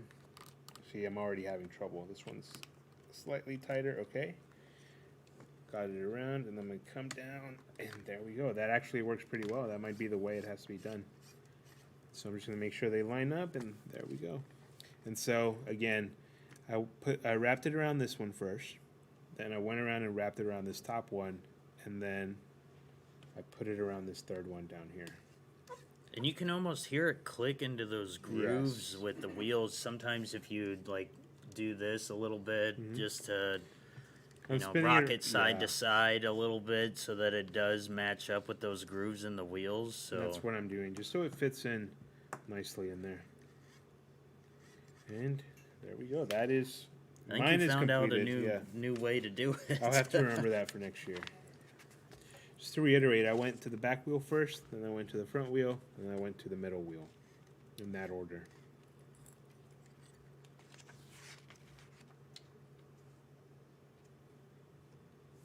So I'll give you guys a few minutes to get that done. Like I said, we had trouble last year. We had to stand up and walk away for a moment. So if you're having trouble, don't sweat it. You'll get it. Just keep trying. And so we'll wait for a few minutes. After this is really just a few wires that we have to connect, and our robot will be completed. And so, nice, awesome, Roman. Is anyone having trouble? Has anyone still not got it?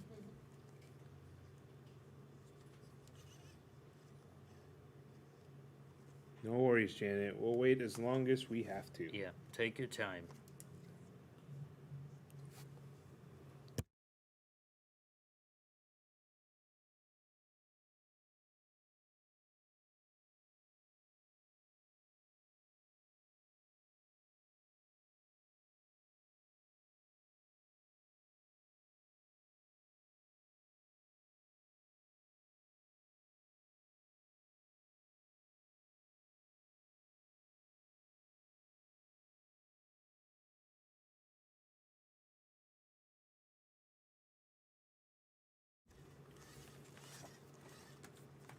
And so if you move it around right now, it's a little rough. You see a lot of resistance. Once it's actually plugged in, this thing is going to glide along the floor.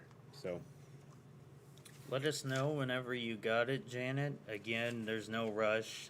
We just want to know if and when you get it done. yes.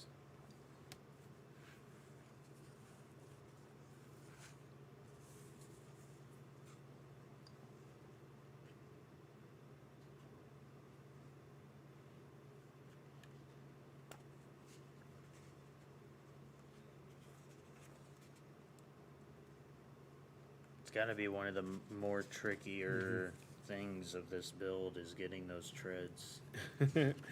if I was going to take it off, what I would probably do is probably take this front wheel off. Go ahead and take this nut out and come over here and just attach this. And so this would be loose now. And it'd probably be easier. That's Yeah. probably how I would do it. Yeah, sure, Nicole. If you haven't attached the treads, let's see. Let's test that theory, Janet. Okay, that wasn't that bad. But I would still probably take off that wheel. So Janet, we grabbed our treads. If you haven't grabbed your treads, go ahead and grab them. There is a forward and backwards. You want the arrow to be facing towards the direction that your robot's going to move, so you want it like this. It's going to give it a little more traction for it to be able to move. And so to actually attach these, be very careful not to pull on any of these sensors because you can snap them off.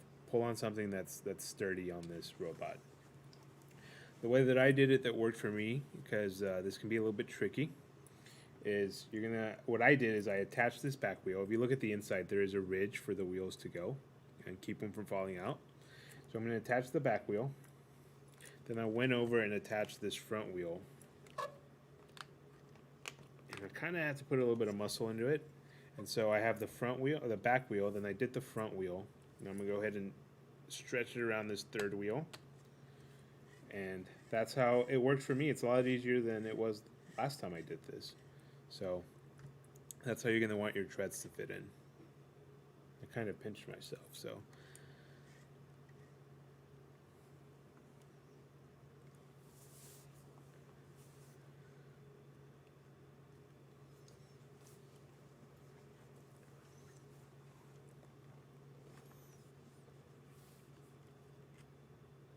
And so go ahead and try and get those on there, Nicole.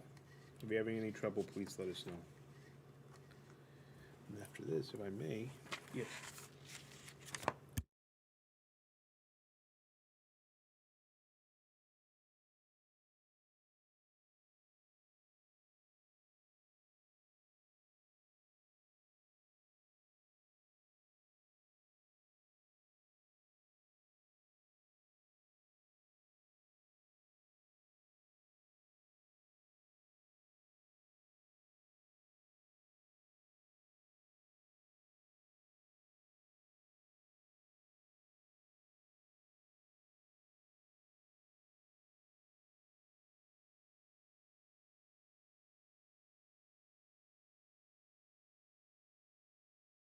If it's a bit wobbly, it's probably the screws that were inside of the battery pack. How wobbly? Wobbly enough that you think it's going to fall out, or just... Because it is a lot of pieces you may have to take off to attach it, so I'm trying to get a gauge for whether it's worth it for you to do that, or if you should go ahead and remove all the pieces to get there.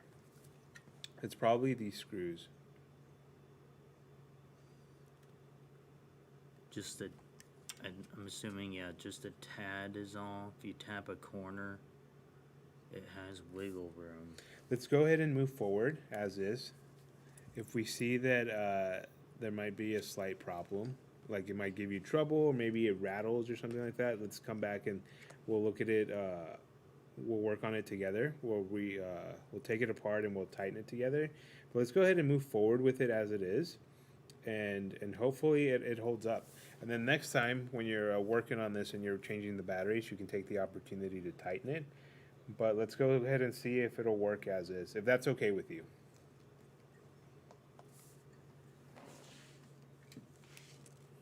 Awesome. And so has anyone else not gotten their treads on before we move on to the next step, or the final step, actually? The final step, guys, is we're just going to be attaching these sensors to the central brain of all this. So what I want you to do is I want you to go into your toolkit.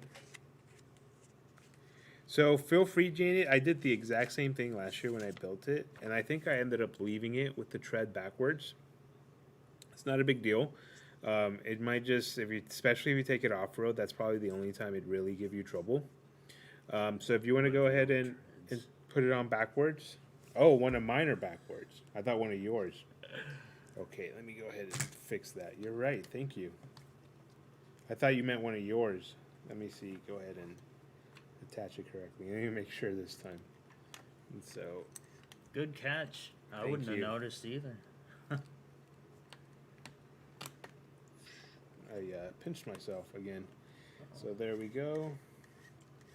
There we go. Is it right now? It is right. Thank you, Janet.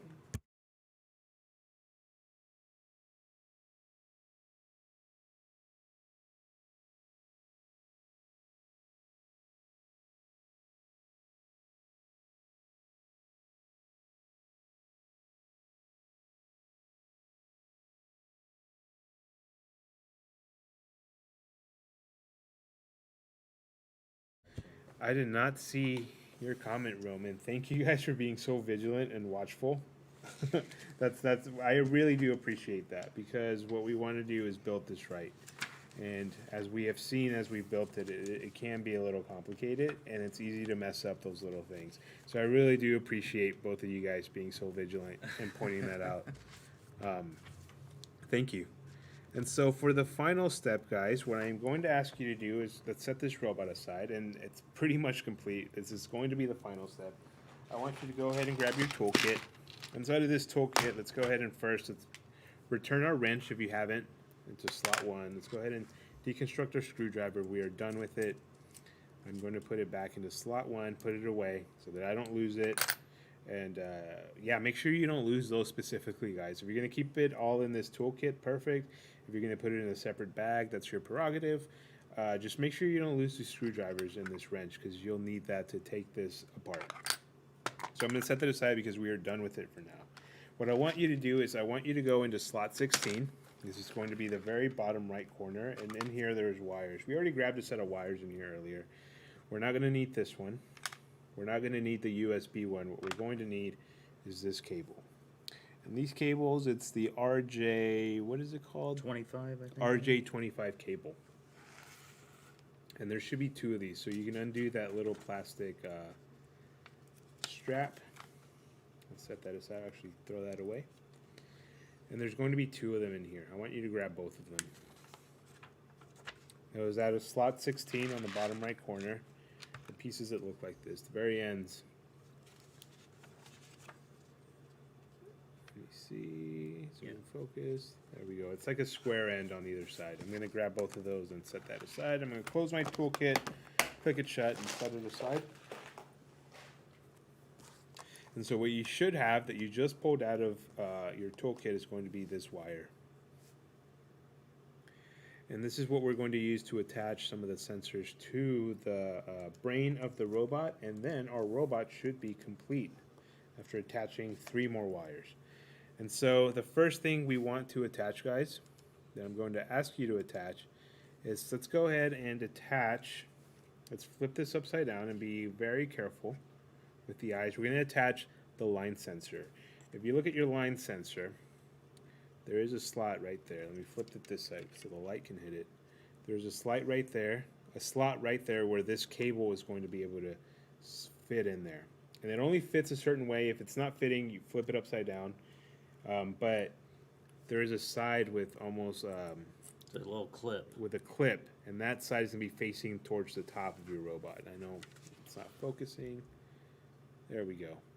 This clip is going to be facing the top of your robot, and so I'm just going to go ahead and insert it, and it clicks into place. I really didn't have to put that much pressure into it. You'll hear a click. To take it out, you'd have to put pressure on that clip and pull it out, but it only goes in one way, guys. And so there we go. What you're going to do is the other end of this wire is going to attach to this side of the rope of the slots. So there's a red and gray side of the slots, and then there is a more colored side. It's going to go on this side, and so we're going to pass the wire through the bottom up towards that side, like so. It's going to come up through the top, and we're going to attach it into slot number 9, I believe, right? Slot number 9. And so the reason we're doing 9 specifically, guys, it's is because that's what the preset is on the way the robot comes configured. It's going to be in the slot 9. Really, in the future, once you're coding it and you reconfigure your robot, it can be any of these. It can even be on this side. But just for the sake for it to work when we turn it on, we're going to plug it into 9. If you plug it into a different place, it might not be able to read it right now. But you are going to be able to change that later. But just remember, this particular one is going to go into slot 9. I'm going to pass it through here just so I don't have wires sticking out. But the point is, let's go ahead and insert it into there. And now our line sensor is connected. Once we turn it on, it's going to be able to receive information from this piece down here. And so, remember guys, you're going to click into the back. You're going to maneuver that wire up towards the top and click it into slot number 9. Once you have done that, you're going to notice that your ultrasonic sensor up top has a similar slot to the line sensor at the bottom. We're going to do the exact same thing. We're going to take one end of our wire and we're going to slide it in. The one that goes into number 9 is the wire that comes up from the bottom in the line sensor.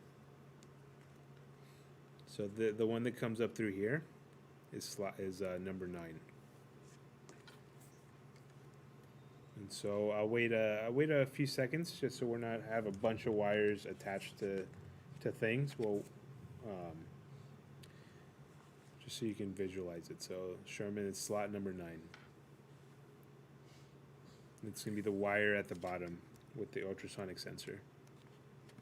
And notice how Mr. Acosta tucked the wires a little bit, and this sort of goes into what we talked about with the line sensor yesterday.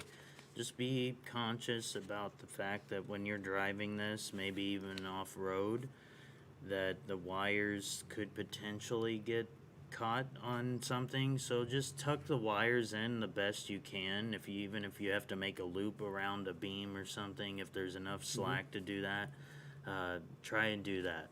And that might look different for each of ours. But yeah, I did it conscientious of what he just said, Mr. Gilo just said. I don't want them dragging on the ground when I'm driving. And so I passed it through and attached it to slot number 9. Then I'm going to take the other wire that we grabbed. I'm going to attach it to the eye sensor, this yellow stickered cube back here. Clicked into place. You might have picked that up in the mic. And so I clicked it in here. And remember, guys, it only goes a certain way. It's almost like a puzzle piece. You can tell which way it's supposed to go. And this wire in particular is going to click into slot number 10. And so the bottom piece was slot number 9. The eye piece is slot number 10.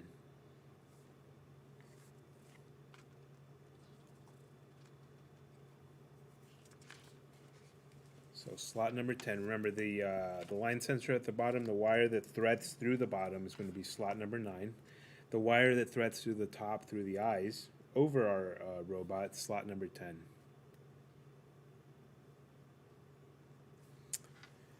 Is anyone having trouble connecting these wires? And we can move on to attaching the final wire if everyone is on that step. If you look at the rear of your robot, remember we went over what each of these slots just earlier when we started our building session. And I told you that this second slot right here is the power. Where you're going to plug in the power, the batteries, I should say. I'm going to make sure they're all clicked in. I saw one on the camera, it was kind of sticking out, so I went and pushed it back in. It's going to go in here. And so I'm going to go ahead and plug it in there. And it's labeled power. If you're confused visually about where it was, go ahead and read it on your piece, and it says power. That's where it's going to go. It's going to be right next to that power button. And after that, I am going to click the button right next to it, the power button, and it should turn on. And there we go. It's on. And so you see those lights flashing. That is what's telling me that it is on. That green light is what's telling me that it's on. I forgot to go over that when we were going over this piece, but that's just the light that turns on when there's power feeding into the brain. And so it also has this blue light up here. I believe that's the Bluetooth. It's just telling me that it's searching for a signal. And so that means that is working. It also has the eye socket up here. It has a red light on it telling me there's power feeding into that as well. And then my line sensor down here also has a red light. It's telling me that there's power feeding into that. So it's all connected. It's all being fed power through the batteries. But the point is, guys, congratulations. We have completed the assembly of the Mbot Ranger. Yay! Give yourselves a pat on the back. To turn it off, you just click that same button and it turns it off. You click that button, it turns it back on. And you'll hear a little beep. It just jumped out for a bit. Yeah, it just has 2 screws. So what do you mean when you say it jumped out a little bit?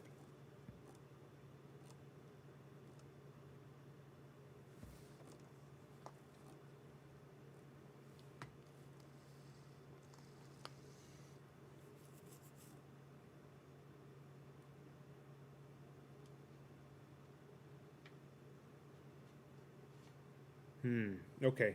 So we're gonna definitely want to go back and tighten that. So let's do this. What we'll do is let's go on a 15-minute break.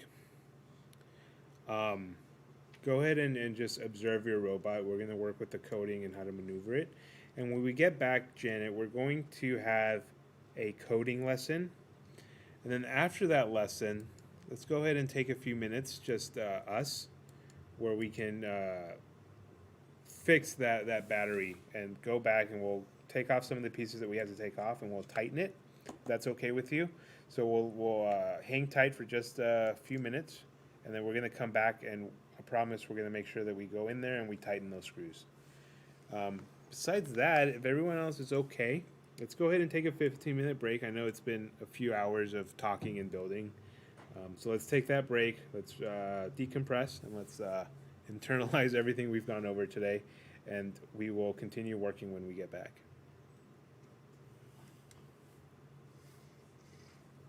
All right, see you guys in 15 minutes.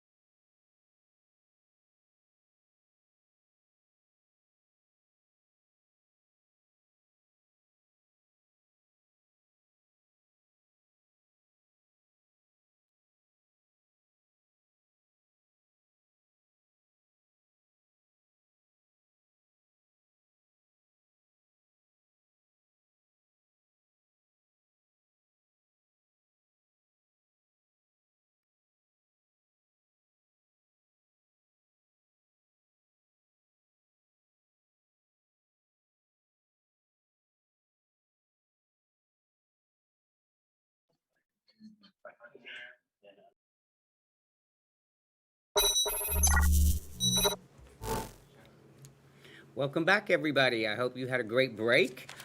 Today I have with me Miss Lois Green. She is our 7th, 8th, and 9th grade advisor. So if you have any questions for her, please let us know. I want to go over quickly with you. I told you would be able to see my very handsome face again one more time, and I have a beautiful co-host with me today. So we're going to talk with you about robotic science, programming, and coding in that particular order. And why is this important? It's important because we feel like you need to know where this robotic movement stemmed from, and no pun intended, stem from, ha ha ha. Okay. So we're going to talk a little bit about what science, robotic science is, and we're going to, I'm going to give you a little quiz on this Friday, so I want you to listen carefully, okay? You know, I was a former school teacher. I taught middle school, high school, and elementary school, and I was a elementary school principal, middle school principal, and high school principal, so I truly believe in tests, but this is going to be while we're eating pizzas, okay? So here we go. I'm going to ask you to list at least 3 engineering degrees that include the study of robotic science with 100% accuracy. I'm just asking you for 3. There's a lot out there, okay? We'll go over those later today. I'm also going to ask you to define what programming is in very simple words. And Mrs. Green and myself will be giving you those definitions soon. And I want you to have at least 80% accuracy on that, because this is your own interpretation of what programming is with some specific ideas that we're going to give you. I would also like to ask you to define coding, because coding is what makes it go. So in simple words, the same with no less than 80% accuracy. So with no further ado, we're going to move to the next slide. Oh, slide man, slide man, slide man somewhere. Thank you. No, not yet. Slide man cometh. Okay. Guys, while he's fixing the slide, I just want you to know that thank you for those of you that put on the chat box that you enjoyed speaking with Dr. Marzelli or listening to him, and that you wanted me to provide you with some more so-called podcast. And so you got my little brain thinking here, okay? So what we're going to do is we're not going to build together right now. We're going to talk about robotic science is what we're going to do. There we go, slide man. So I'm going to turn this over to Miss Green right now, and she's going to talk with you about what robotic science is, and then going to give you some examples of robotic science. Okay, let's go. Okay, guys. I'm glad so many of you are still attending. Anyway, robotics is the intersection of science, engineering, and technology that produce machines called robots that substitute for human actions. So think about that, guys, because that's gonna come back later. You're gonna be asked this information. So the next slide, please. We'll talk about examples of robotic science. And if you look at your left-hand side of the slide, you'll see that robotics, that's a picture of robotics process automation. And basically what that is they configure the computer software or the robot to emulate the actions of what humans do with digital systems to execute a business process. I'm on the wrong slide. So basically what they're doing is the industries are being transformed. Transportation is being transformed, shipping and receiving, autonomous vehicles. I'd be curious to see how many of you actually had your Domino's pizza delivered by Neuro today. That would be kind of cool. If you did, chat me, please. I'd like to know. That sounds kind of cool. And it also provides global mapping technology for us. So, and what that does is, I'm sure you've heard of geofencing, where you are in a particular area and you can communicate with other people. I think if you have AirDrop with iPhone, that's considered that. And so we have some apps that are very similar, and this is one of them. Another type of robotic science is medical robotics, and it enables surgical instruments and the donor kidney to be placed through one small abdominal incision. This is the example I gave you. So what they're doing is they're giving a kidney transplant. And in the olden days, when I was a little boy, they used to actually cut you wide open and replace your kidneys or replace any vital organ you have. So now what they can do is make a little pinpoint incision and use a robot's hand to go through that. So there's a robot out of Austin, Ms. Green, that a robot company, it's an AI company, it's an artificial intelligence company out of Austin, Texas, and it designs robots to set up patient rooms and restock supply rooms in hospitals. So I hope that none of your parents or your grandmas or your uncles or aunts restock stock rooms or set up patient rooms in hospitals right now, because we have artificial intelligence taking that over. Of course, nurses do that as well. And so we're beginning to use robotic science a lot now, not just in hospitals or automation processing centers. The possibilities, guys, are endless with robotic science. And so as a high school student, I want to ask you, who wants to be a part of history? And to be a part of history, you could do what Mr. Jeff Bezos does, or did, when he flew his Origin spacecraft to what they consider the edge of the Earth, which is he took 3 other people. Let me just backtrack a minute. He took 3 other people across a cosmic controversial line. Now, it was a cosmic controversial line because it wasn't in space and it wasn't in the Earth's atmosphere. It's what the federal aviation industry and the NASA decided was the zone where you could fly, and you couldn't fly anything past that. And I think it was about 50 miles above the Earth. So that's about as far as he went, which was further than the other gentleman, Branson, who flew 3 or 4 days before he did. But so that had to come from somebody, guys. That idea came from somebody. And so using robotics to do that. So let's hope that we have somebody out there that's listening right now that has that kind of interest in STEM education, that wants to transform the robotic industry. So let's hope so. That's my take on robotic science. So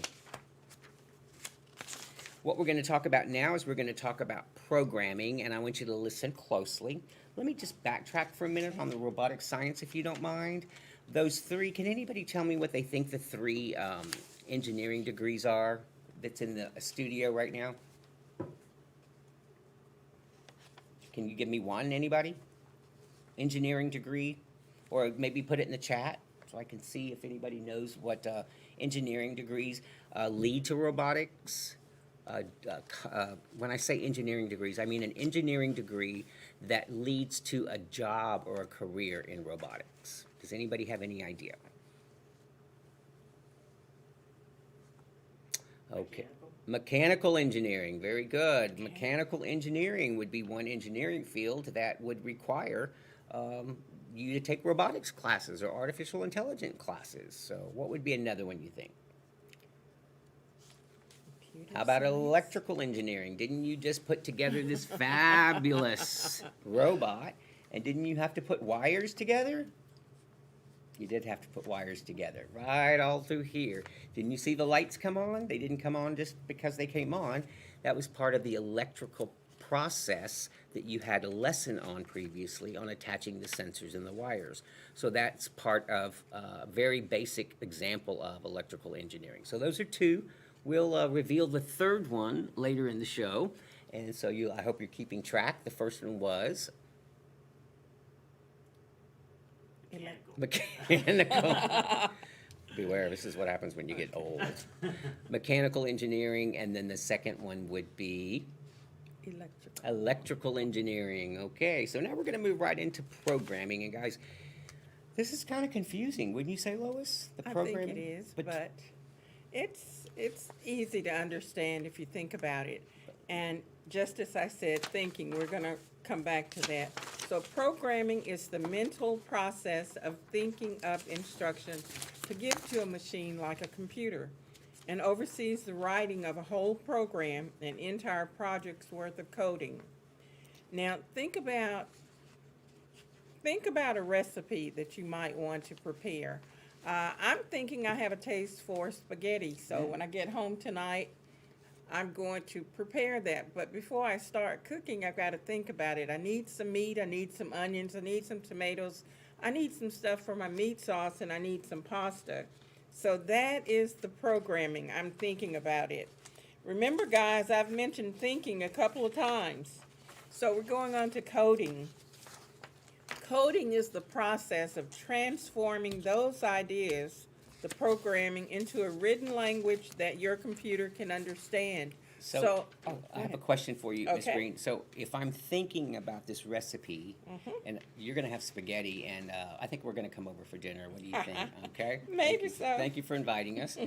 You're thinking about spaghetti, and you just mentioned that you had all these ingredients in your head. Right. Okay, and you're writing them down, so you have a grocery list. And so now, how does coding relate to that? Well, coding, after I've thought about it, then there's a language that the computer has to understand. And when I thought about this, I used words and letters. But for coding, it's numerical. So it's O1 and O1 and 1 and O and all that.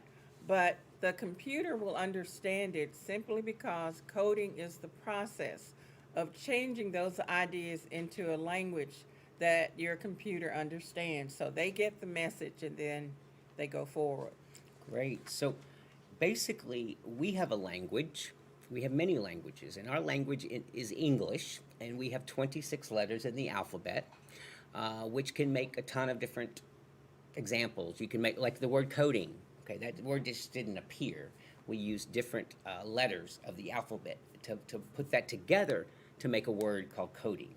So what you're saying is the zeros and the ones are a binary system, and that's their alphabet. That's the computer's alphabet. That's their language. Gotcha. Remember, guys, my boss, Dr. Flores, is kind of like Santa Claus. So if you remember all this stuff, and when he asks you if you know it, who knows? He might be carrying around a bag of incentives, gifts. So please give the information when you're asked about it. Well, I don't know about a Hint, bag of hint, hint. incentives, but I am getting a bag to eating all that good food. So thank you, Ms. Green. If I understand it, the programming is the thinking process, and then the That's right. coding is the actual inputting or the writing process. Is that Correct. Great. Well, very good definitions. You broke it down just enough for me to understand that as well. I hope all of you understand it.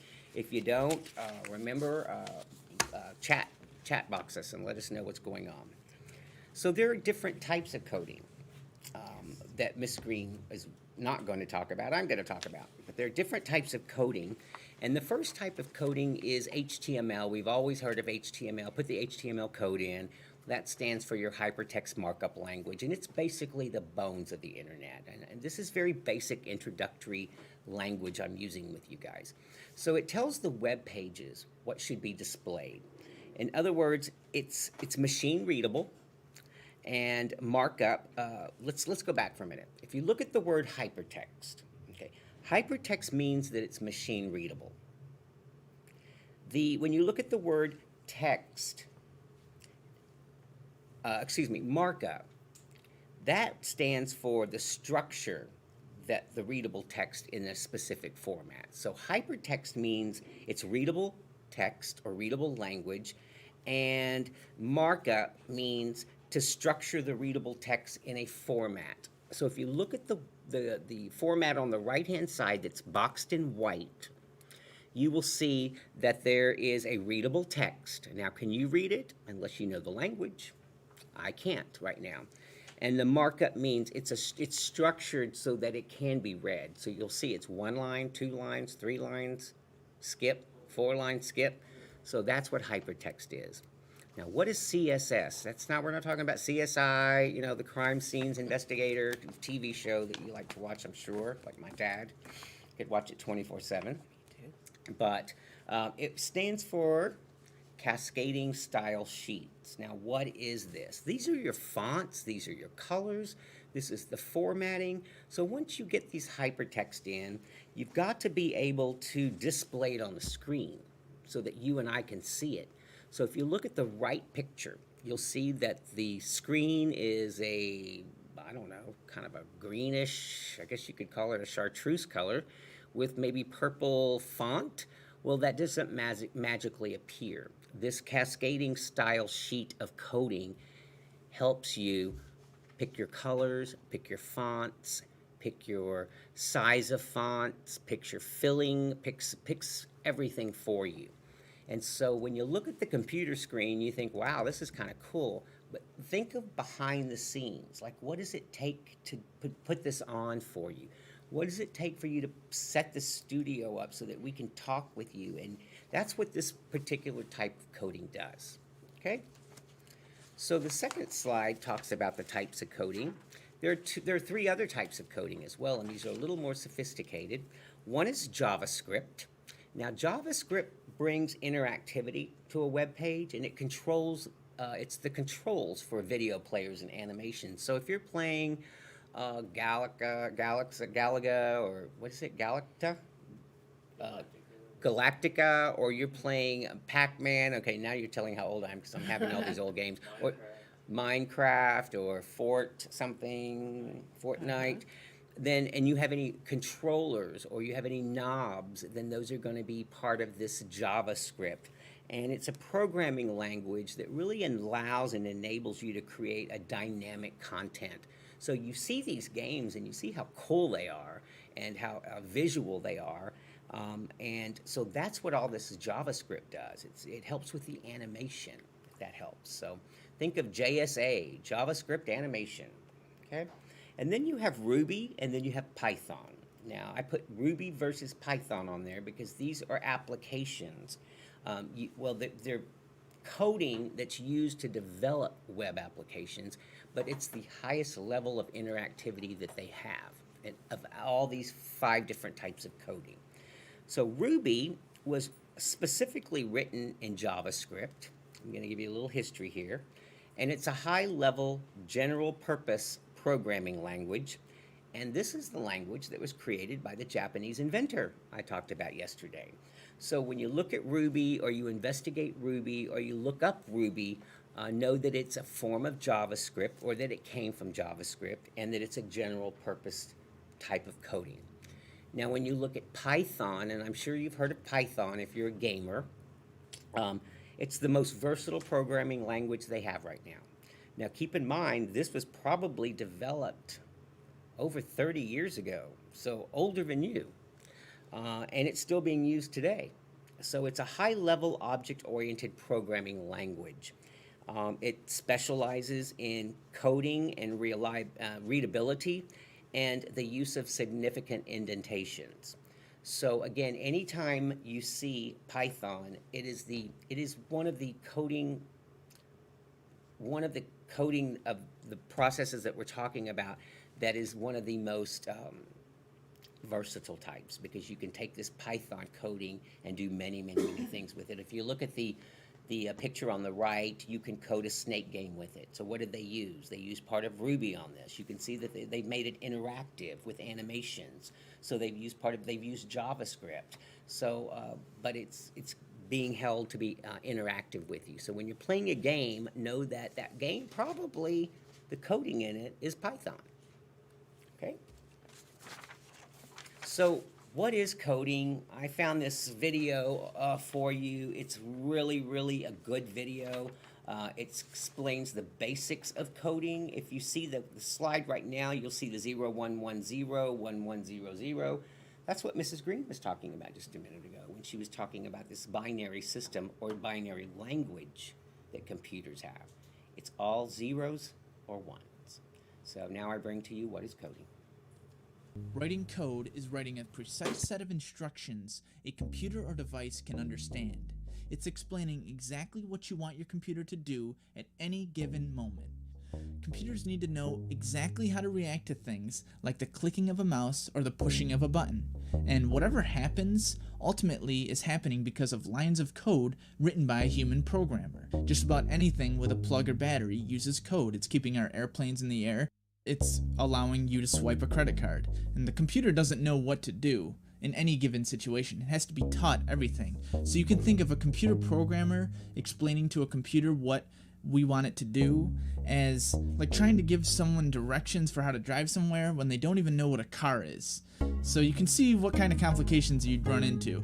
You'd have to not only tell them how to get to where they're going, but you'd also have to give them contingency plans for things like what if there's a traffic jam, or what if a truck breaks down in the turn lane, and you'd even need to explain precisely how the steering wheel or gas pedal works. So that's kind of like a computer programmer writing code for a computer. They have to basically teach it everything every time. To understand that communication and how this process even started, you have to go back to the Industrial Revolution, where the first computer program was invented in 1801 by a guy named Joseph Jacquard.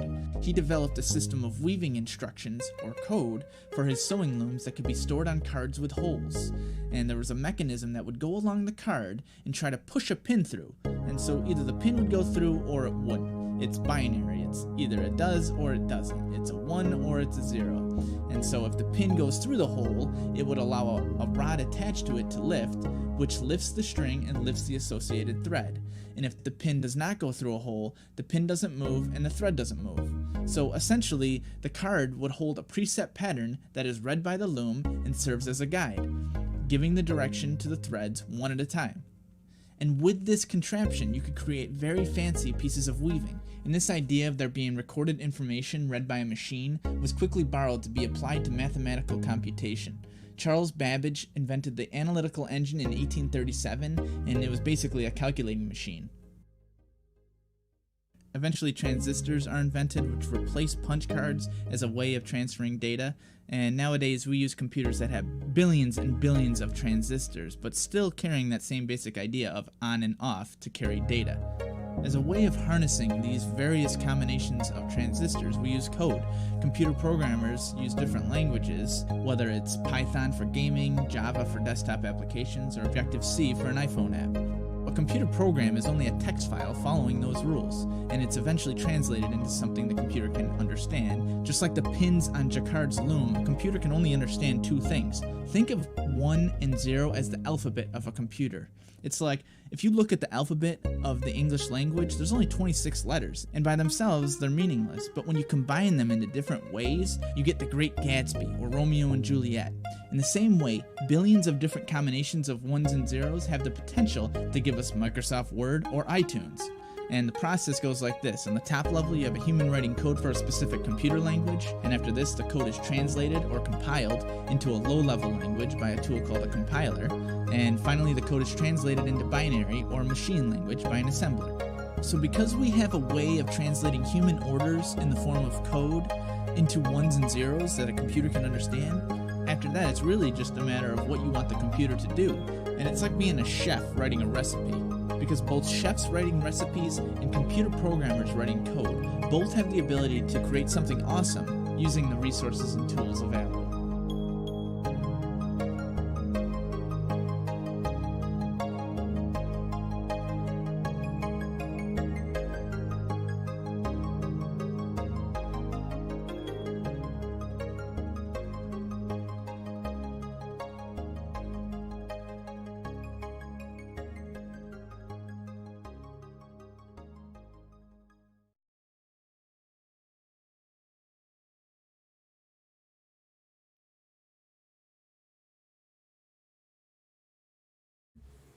Well, welcome back, everybody. I hope you enjoyed that video. I found it very fascinating, and it was very informative and very basic. So now I hope you have a better understanding of what coding is. It was interesting to see that how they use the old-fashioned loom, and I don't know if you know what a loom is, but they used to make rugs with it. And they still use it in some countries. So it was either they put the loom through the loom and it was a yes or it was a no, or it was a 1 or a 0. And so that's why they call it a binary system. There were two different numerals there. So now what we're going to do is we're going to introduce you to block coding so that you guys can get back into your coding session. And block coding basically is coding that utilizes a drag and drop environment. You're not going to have to worry about JavaScript. You're not going to have to worry about CSS. You're not going to have to worry about Ruby or Python. Those are more sophisticated types of coding. This block coding actually is very basic, but it allows you to get the general concept of what coding instructions should look like. Now, if you listened carefully to the video, you heard the gentleman say, the announcer, that things just don't magically appear. Your phone doesn't just magically make phone calls, or when you Google something, there's a process that you have to follow. So if I told you I would like you to get up right now from your seat and go to your kitchen and get a glass of water, that seems very, very simple. But I have to start with you sitting in your chair, then give you an instruction to stand up, then give you an instruction to turn right, then give you an instruction to go through the hallway. So you can see where it can become very complex, because you have to tell it every single thing to do, because it can't read your mind. So basically, block coding, they'll give you some scripts, they'll give you costumes, they'll give you sounds, and you just take these blocks and you fit them in together, kind of like building a Lego house or something of that nature. And so I'm not going to talk anymore, because this gentleman from a university has this video. He will be your guest host, and he will explain block coding better probably than I am right now. So enjoy the coding. And when we get through with this, I will introduce Mr. Acosta and Mr. Gilo back, and you can finish coding your robot for Friday's showcase. I'm Dan Garcia. I'm a senior lecturer SOE here at UC Berkeley. In the olden days, we used to teach using a text-based language, and there'd be a fair number in the first month of mistakes just based on typos. We've moved at UC Berkeley and at many universities across the country to a block-based language, which has graphical blocks that you drag and drop into the place. And what that eliminates is all the syntactic errors that you often get with text languages. We don't see the same errors. The students are able to jump past it and skip almost 2 weeks of, here's how you check for a missing parentheses, here's how you check for a missing semicolon, here's how you decode the arbitrary and obscure error message because of the missing semicolon. We don't have that anymore. It's just as powerful as a text-based language. It just is easier for first-time programmers. You want to have people have an exciting, engaging experience in computer science to be able to then think, maybe there's a future for me in this field, or even if not, if we do our job right, they'll have enough background, so if they never take any more computer science courses, they'll have enough of experience, enough of a background to be able to use the computing that they've learned, computational thinking, in whatever field they happen to choose, because it's going to be impossible to find a field that doesn't have computation affecting the field in the future. It's really fun. You want to play?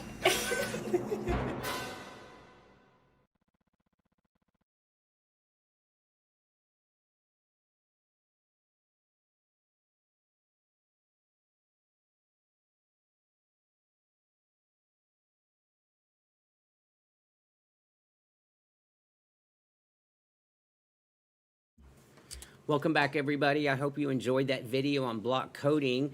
I'm going to turn the away from this desk, and I'm going to ask our other hosts to come sit down, and they're going to go over block coding for you, and then I think you're going to have a break, and then we're going to finish coding. And remember, all day tomorrow is coding. If you have any questions for me regarding the delivery of your pizza for your virtual pizza celebration, please, folks, chat. Send me a chat in the chat box. That's the only way I'll know for sure that you have any questions. And please do that. We're ordering them tomorrow. And so once the order's been placed, I don't know if we can go back and change it. So make sure. I think some of you have already chatted with Ms. Gonzalez, so that's a great thing. And don't forget, if you want us to start concentrating and having more of these educational podcasts for you, let us know. We'll get together. Everybody has an expert role, and everybody has expertise advice on certain particular subjects, and we'll be happy to put those together for you. Just let us know. We don't know if you don't let us know, and we certainly don't know if you don't subscribe to YouTube. Exactly. Our channel, right? Yes. Okay, guys, it's all yours. Thank you. Well, thank you, Ms. Green, and thank you again, Dr. Flores, for that very informative lesson on programming and coding. What we're going to do now is Mr. Acosta is going to join, and we're going to talk about how we're going to code the MBOT Ranger. Each one of you should now have your built MBOT Rangers, but Which, do we very want to go on first, break first?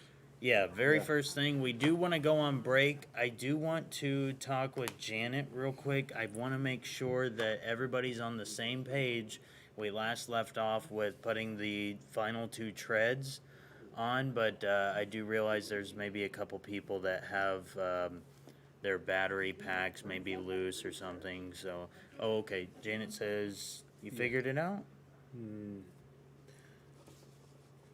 Okay. Okay. So what we're thinking is let's everybody go on like a 10 to 15-minute break, and Janet, Oh, you're not yet. Just saying you're here. Okay. Janet, just hang tight for a second and let's work through that while everyone else is on break. And by the time they get back, we hopefully will be all caught up. Yes. So, So- we're gonna do a 15-minute break while we sort of instruct Janet. Okay. So come back at. Is that 4:05? Yeah, let's do 4 or 5. So come back at 4:05, everyone. Janet, we're gonna sit with you here, and we are going to problem solve. Yeah. All right. One-on-one assistance that we promised, right? Yes. So is Janet gonna have to take her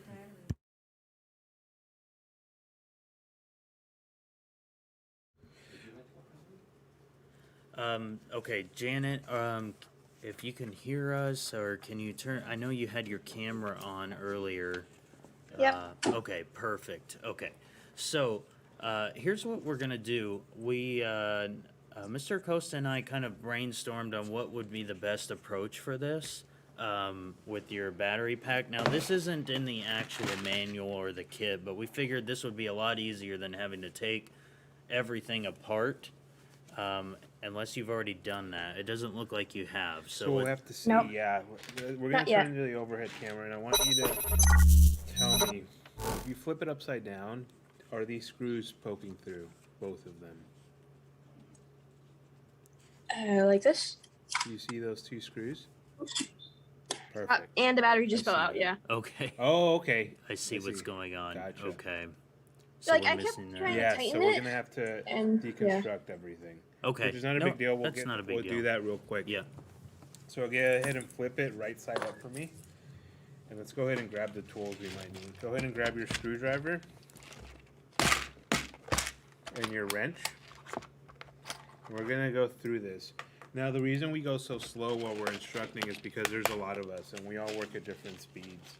But since it'll just be you and I, we can probably move a little bit faster. But if we're moving too fast, just please let me know. Alrighty. So what I'm going to want you to do first, Janet, is let's go ahead and unplug these wires on the left. Let's get both of these out. Oops. Some are easier than others. And if it's awkward to be holding up your phone and doing this, feel free to set your phone down. And whenever you need to show us something, then you can grab your phone and point it. Or yeah, you can do Yeah. something like that. I have a stand over here. Let me just set it up. Perfect. So let's just go ahead and unplug them from the actual, I'll wait for you to get settled in.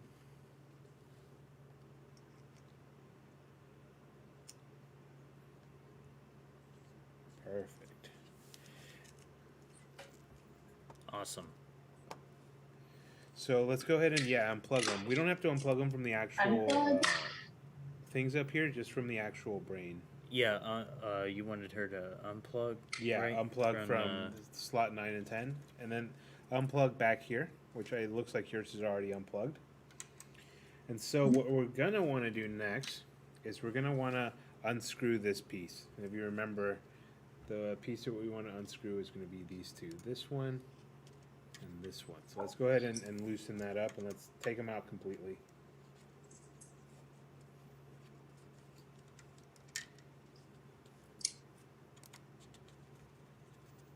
And that shouldn't be too hard. That's another reason you never want to tighten too much, because then it's a pain in the butt to loosen them up later. And so once you get both of those out, and set those aside somewhere they won't roll off the table, because we're going to come back and use them again when we're putting it back together. The next thing you want to do is this should be loose.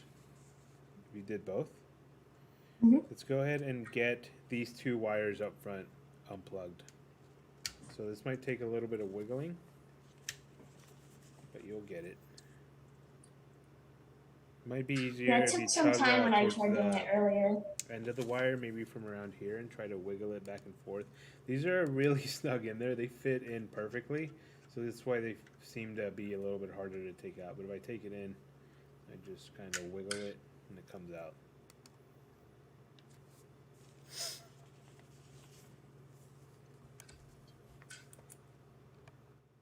Go, maybe hold it further down in the wire. Yeah, maybe like right there.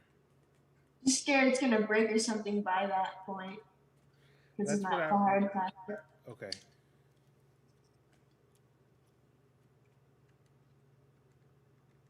Oh, there we go. Yeah, just That's you want to easier. wiggle maybe left Yeah. to right, and that Yeah. way it won't. You're not having to There you go. worry about And so let's go ahead and set that aside. Let's go ahead and put the screws right next to that so we know that those go together. Mhm. So to get to our battery pack, we're going to have to remove these pieces. And so the first thing we're going to want to remove probably is going to be these up here, the ones that attach the eye sensor. Let's go ahead and remove these up here. These two? So be careful.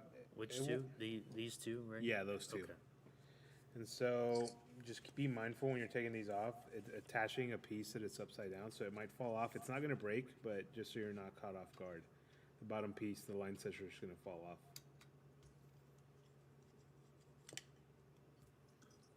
Let's go ahead and remove that, and we'll attach that a little bit later. Put this line sensor, take the wire out and everything. Move this out of the way.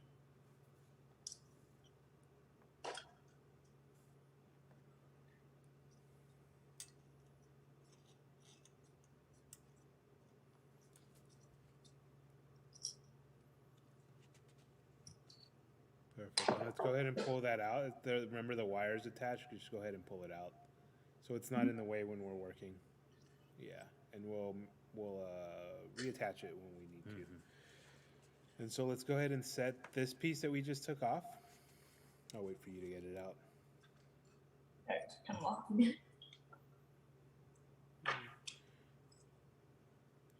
Yeah, just be careful there. There you go. Yeah. Let's go ahead and set that these together in a pile by itself. Let's keep those screws together so we know we can come back to those and those are the correct size. Although I think they're the same size, so even if we get them mixed up, it shouldn't be a big deal. Now that we have it like this, Janet, let's go ahead and remove these four. Each corner, there's 4 nuts. Let's go ahead and take all 4 of those nuts off. Now, which ones did you use, Janet? Are these the locking ones or Yeah, we're still locking the ones. locking ones? Okay. You so might have to put a little bit more force into it, but you'll get it. be careful because you're tightening it on Yeah, that go one. the other way. Yeah. There, Oh, other sorry. way. There you go.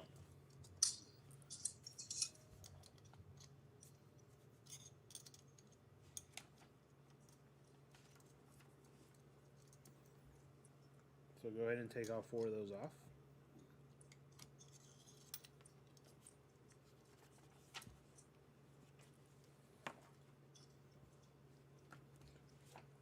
And I'll wait for you to take yours off. There we go. There we go. So set those aside together. And so now that you did that, you should be able to take this plate off. Remember, for most of us, it was on there pretty snug, so you might have to, you know, Oh, there wiggle you it go. around. There you go. Simple Nice. enough. There we go. So now that we're here, your battery pack is loose. And so I noticed that you have screws in there. How are those screws? Oh, okay. I see what you did. So go ahead and flip your robot upside down. And let's take off those 2 screws that are in the center. You know the ones I'm referring to? Yeah, let's go ahead and take those out. Yeah.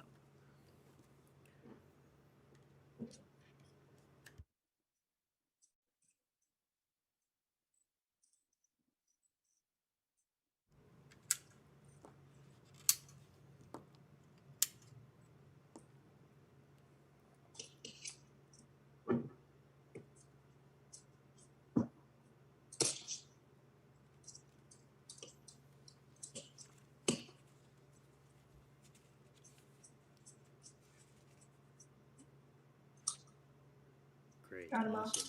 So go ahead and flip it back upside down. Yeah, let's retrieve that and flip it back upside down. And so go ahead and grab your battery pack. And Yes. let's take those batteries out of there because the way we're going to screw it on is underneath those batteries. So let's go ahead and take all of those out.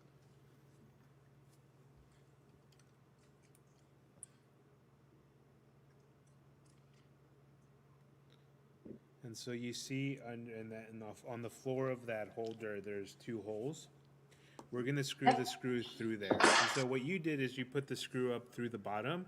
What we wanna do is put the screw through this onto our robot. Does that make sense? Yeah, so line it up that way, There you go. and then insert the screws through the top. There you go, and it's going to go on the ones that are at the end, remember? So the middle top and the bottom top. And yeah, you're gonna line that up, insert it, and you're gonna tighten it that way. There you go.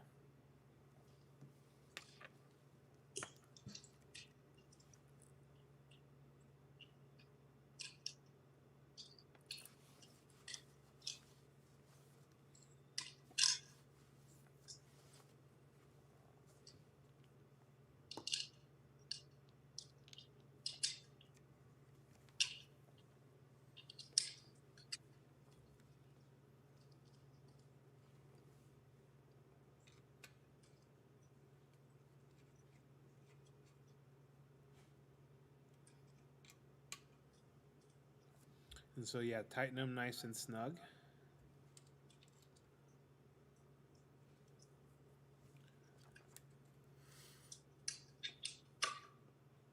There we go. And so now that it's there, let's go ahead and test it out. Make sure it's on there nice and it's not gonna wiggle off. Perfect. Yeah. So let's go ahead and put our batteries back in there. Remember, put them in the right orientation. The flat side always goes with the spring. So let's get all 6 of those batteries in there. Put that on there, yes.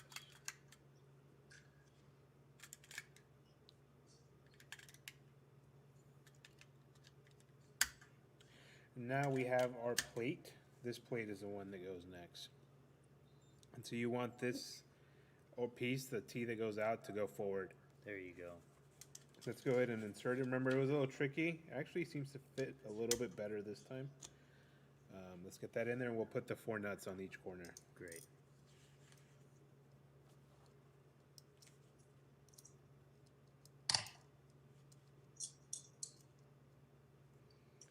So I'm going to hand tighten them first, and then I'm going to go back with my wrench.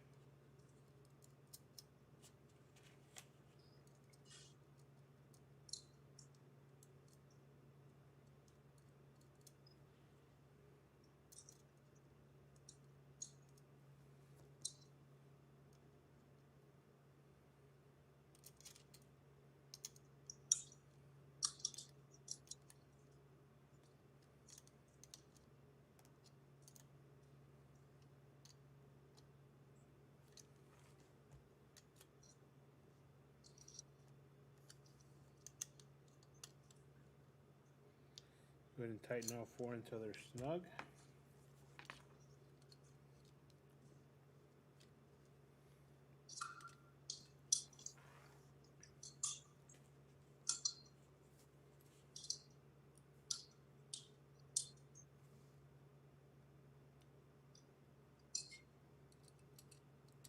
All right. So you have those snug in there, Janet? Yep. Okay. So what comes next is we're going to be attaching these pieces. So remember, through the top, we have this piece that looks like it. The screws are going to go through the... It looks like your screws are still in, so perfect. Yeah, we're going to try our best to align it. This might be a little bit awkward just because of the pieces. And now that we've built more, it's a little bit heavier. So it might be a little bit awkward, but do your best. Was it the second It's the row? You. Yes, it's that second row. So towards the front, there's those 2 rows of 3 holes. It's going to be the second row. This is. Yeah. Yeah, right There we there, go. just like that.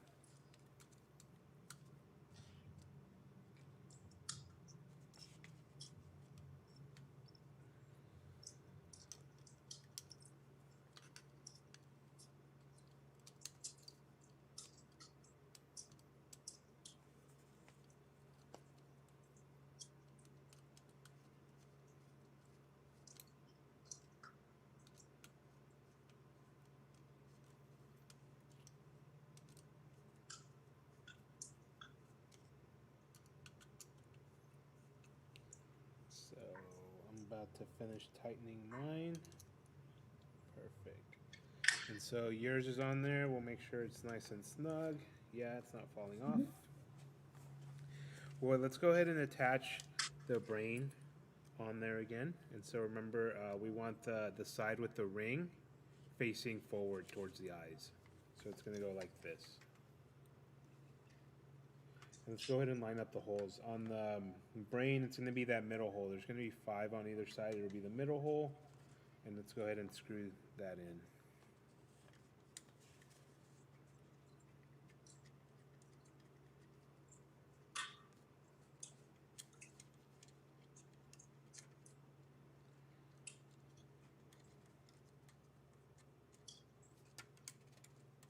Here we go. Perfect. I'm about to tighten mine. And now all we're going to have left is to reinsert the wires. And so first, let's go ahead and insert these white wires, the mortars. Yeah, do your best. And are you able to get it? Okay, Yeah. perfect. It's a little awkward. Remember when we did it before, we attached them first and then screwed it down, but we did it in a different order this time. But it seems to be possible. There we go. Got it. It's a little more awkward, but yeah, there it is. Okay. So next, let's grab this wire from the eyes. And the wire from the eyes, if I'm not wrong, yes, it's going to go into slot number 10. Yeah, go ahead and attach it slot number 10.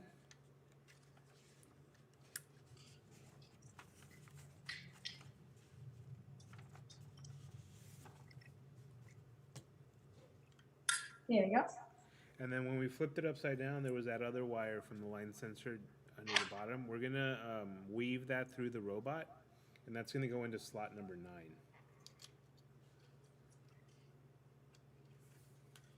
So weave that however you want. As long as it reaches, and it's going to go into slot number 9.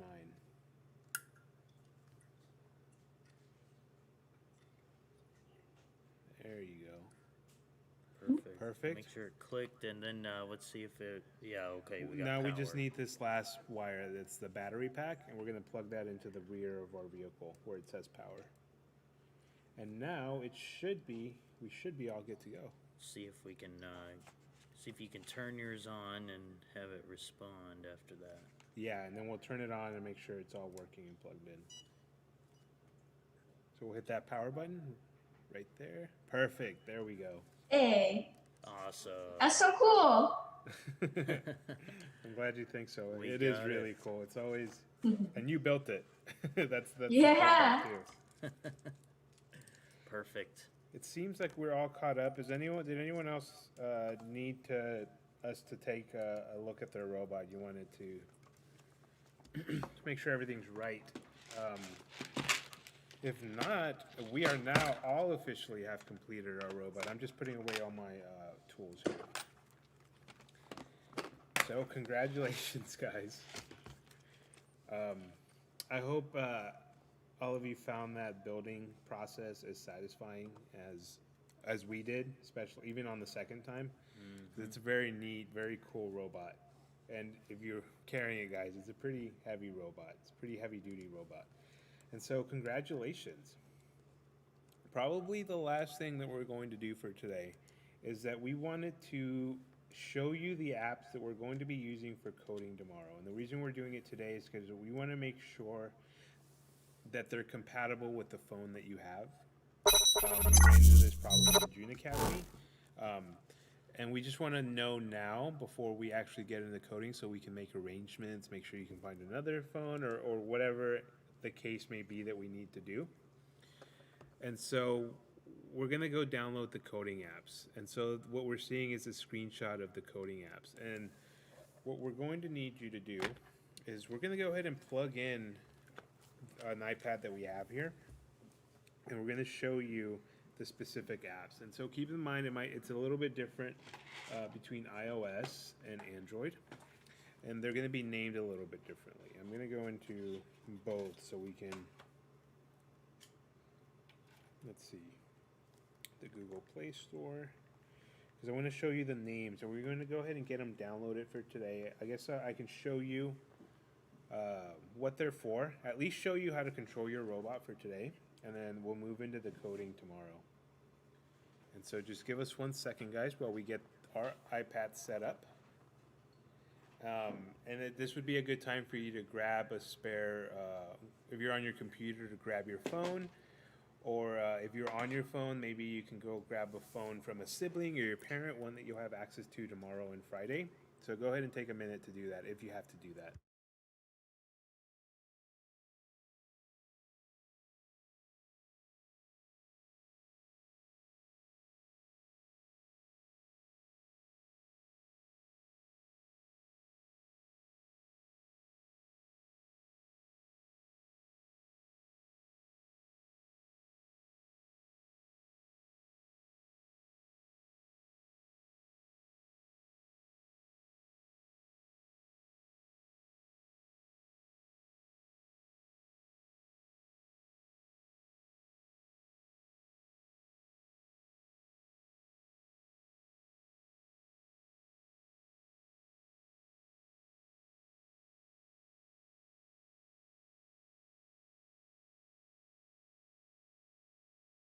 Okay, guys, we're going to test out the iPad right now. I'm going to try and screen share with it.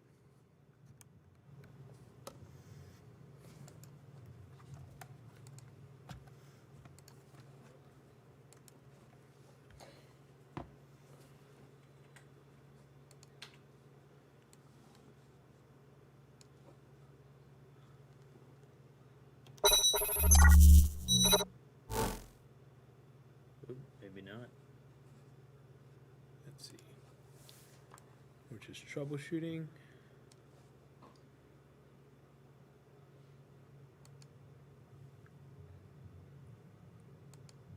It would be a whole new one, right?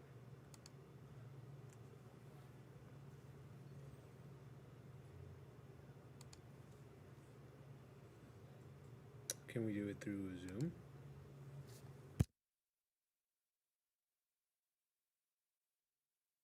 Is an iPad screen on the computer? I think we can. So we're going to go through Apple, the Apple Store first, the App Store. That's the correct terminology. And then we're going to go into the Google Play Store for all of you guys that have an Android. And so if you're on an iPhone, go ahead and navigate yourself over to the App Store. So I'll give you guys a second to get here. And so it's where you're going to go to download any app. Once you get to this app, what I want you to type in up here is MakeBlock.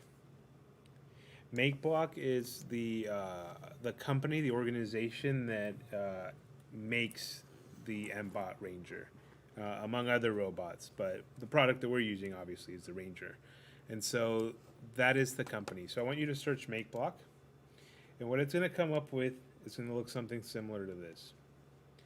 The apps that I would like you to download right now are this top one that says MakeBlock Play STEM Robots, MBlock Blocky STEM Education, and then MBlock Learn Coding.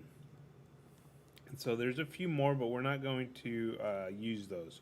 We're just going to be using these three: MakeBlock Play STEM Robots, MBlock Blocky STEM Education, and MBlock Learn Coding. And so I'll click on each of these. This is what this one looks like.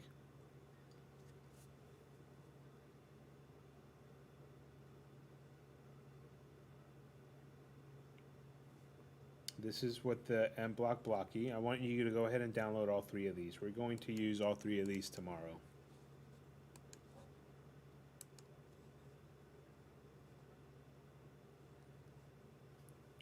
And then the third one, MBlock Learn Coding.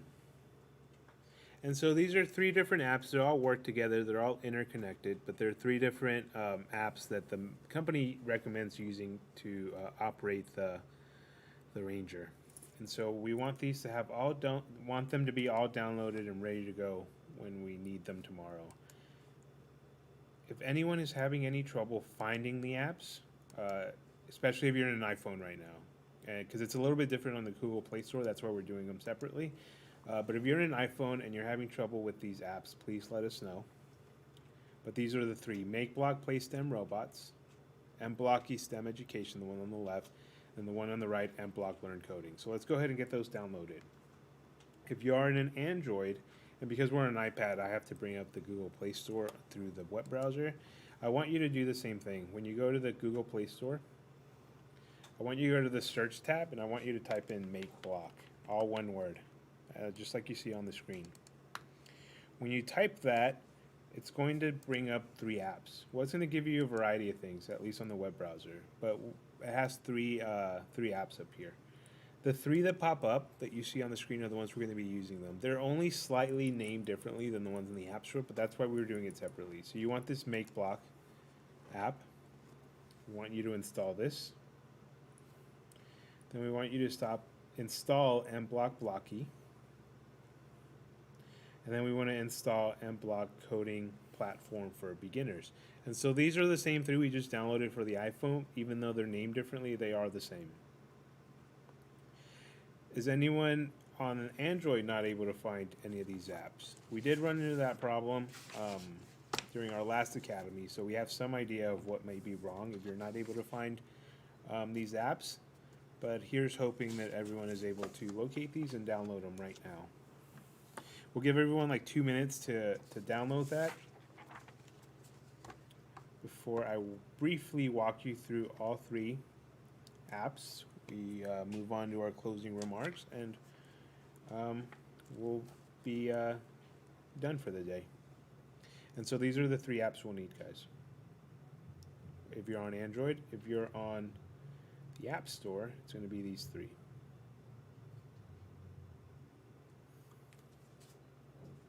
Please, if you're having any trouble, type it in the chat.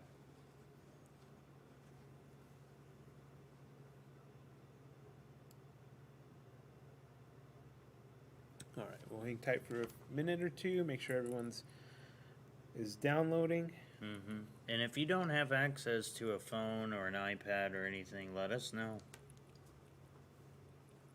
You can send it in a private message as well. There are certainly ways to get around that.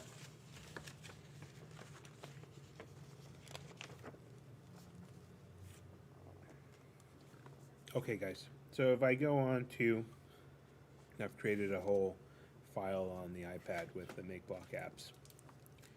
Let's go ahead and run through some of these. We'll click on the MakeBlock app. And so at the very least, I'm going to go through this one. You know, let's go through this one and the next one. So this is a very basic app. It's going to let you interact with the with your Ranger.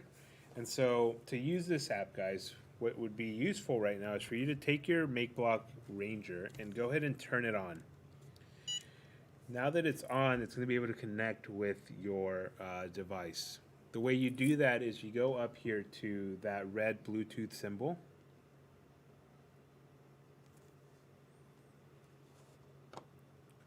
And if you click on that, you'll be able to connect automatically. Okay.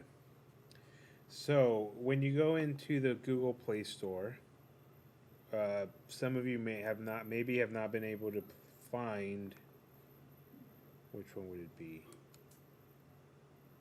You're not able, someone was not able to find the MakeBlock PlayStem robots. This is not available to you in the, and they sent us a direct message. Feel free to continue with direct message. You're not able to find this in the Play Store or in the Apple Store or the iPhone App Store.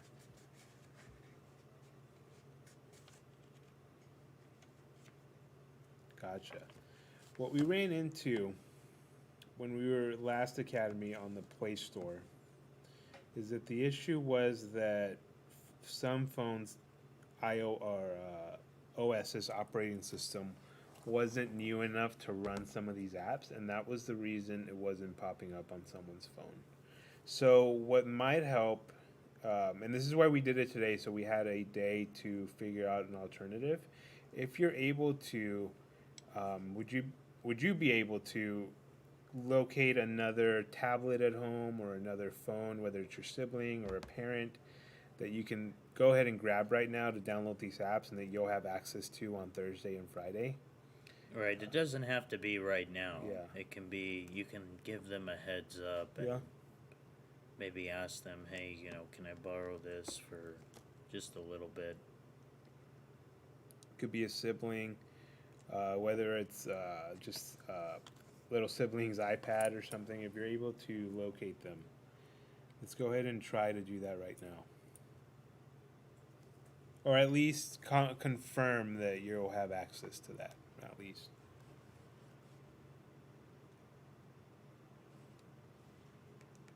So wait for that response. I'll hop back over to this app store. And so on the top right corner, you see this Bluetooth symbol. Right now it is red. That's because it is not connected. If you click on that, it's going to be searching for any MBOT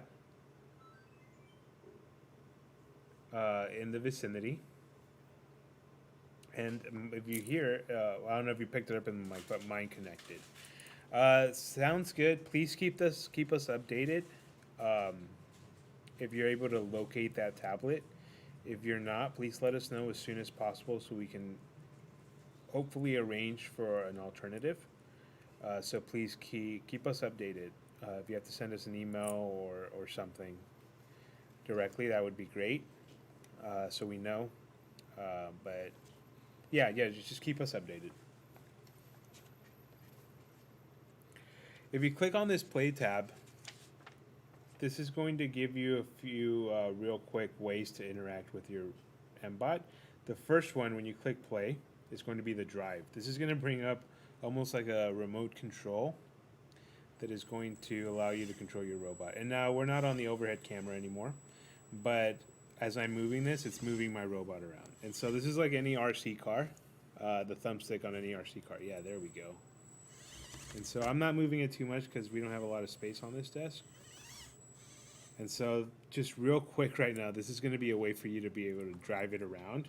It's not coding specifically. We're going to get into the coding tomorrow.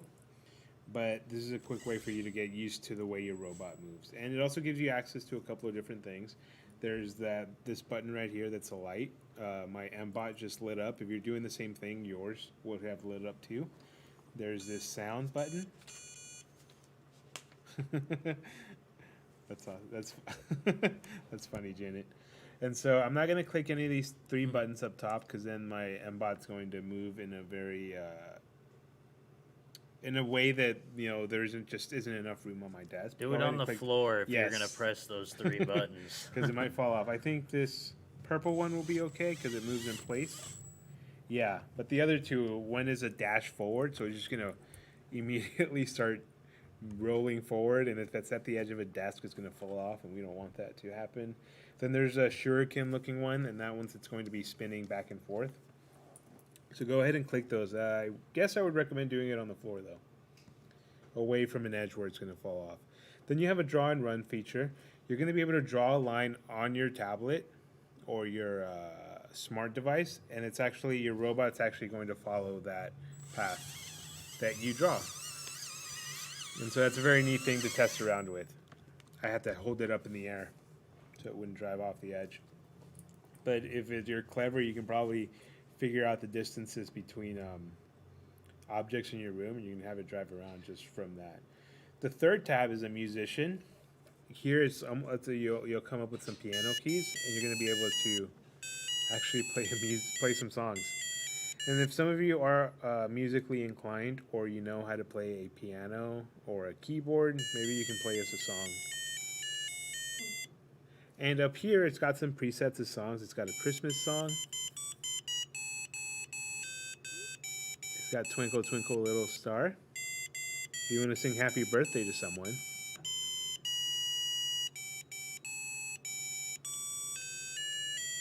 And it has what's the name of the song? I don't know why it's escaping me right now. Old MacDonald. Old MacDonald. And so it's able to play songs. You can also do voice control. If you enable the voice control on your...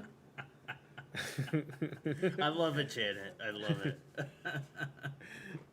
If you have a microphone enabled and connected, you're going to be able to give voice commands to the robot. So like move forward, move backwards, so on and so forth, and it should be able to do that. Okay, I'll try to repeat everything I just said. Sherman, does this sound better or does it sound worse, or about the same?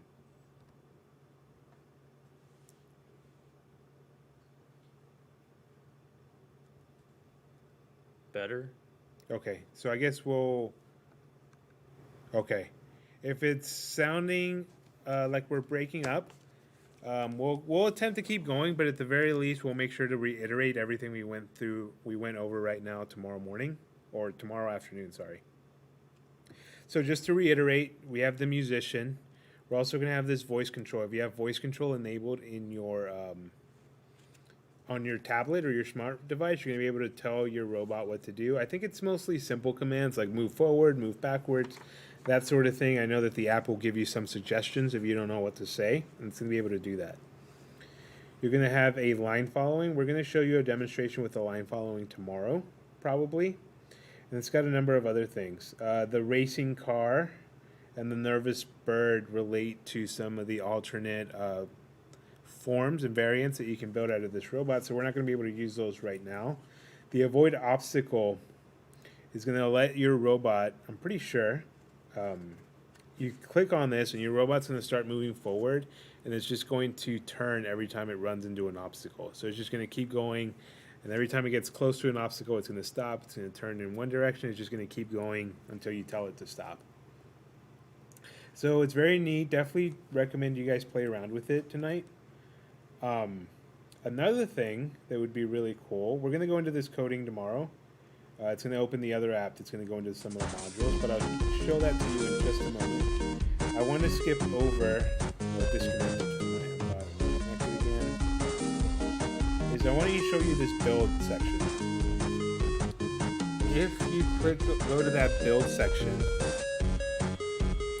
it's going to give you the schematics to build all three variants. So if you click on the Land Raider, and I've already downloaded, I think if on your screen it would be downloaded, you just have to click and it'll download the schematics.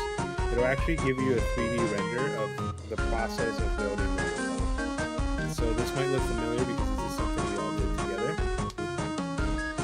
So you're going to be able to build and reverse build your robot if you have to deconstruct it. And you can do that for these other variants. So if you want to build your dash and gravity, you can always use a manual in the box, but you can also use this app. It's going to walk you through the pieces. You see on the left, it tells you the specific piece, the specific screw. It'll actually, you can move this around and you can zoom in. That's me doing it with my fingers. It'll show you exactly where the screw is supposed to go. And so it's very neat. If you guys are inclined to build some of the other variants, this is going to be very useful to you. The nervous bird.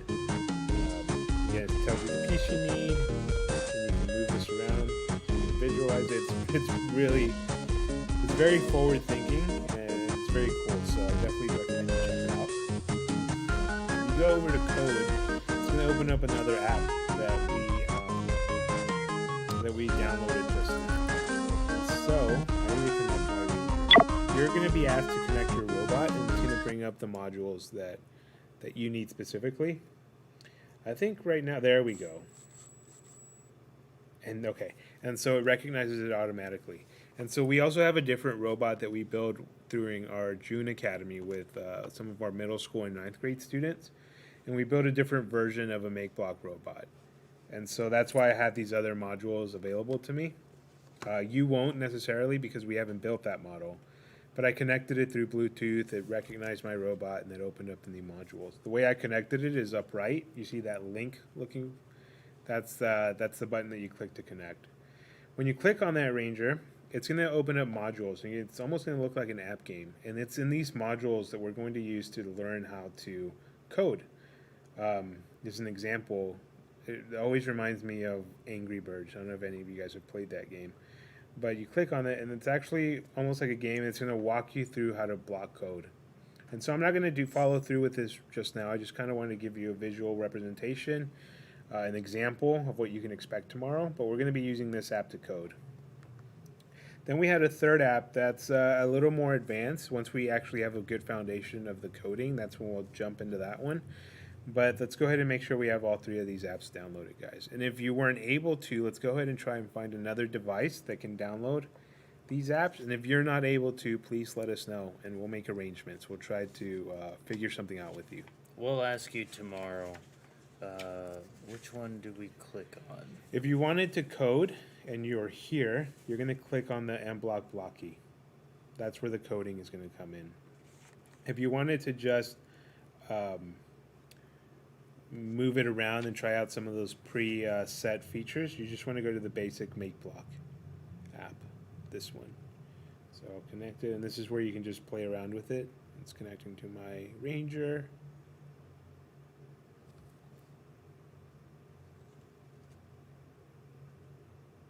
Never takes this long. Let's see, I'll try it again. I turned off my Ranger and turned it back on. So if that happens to you,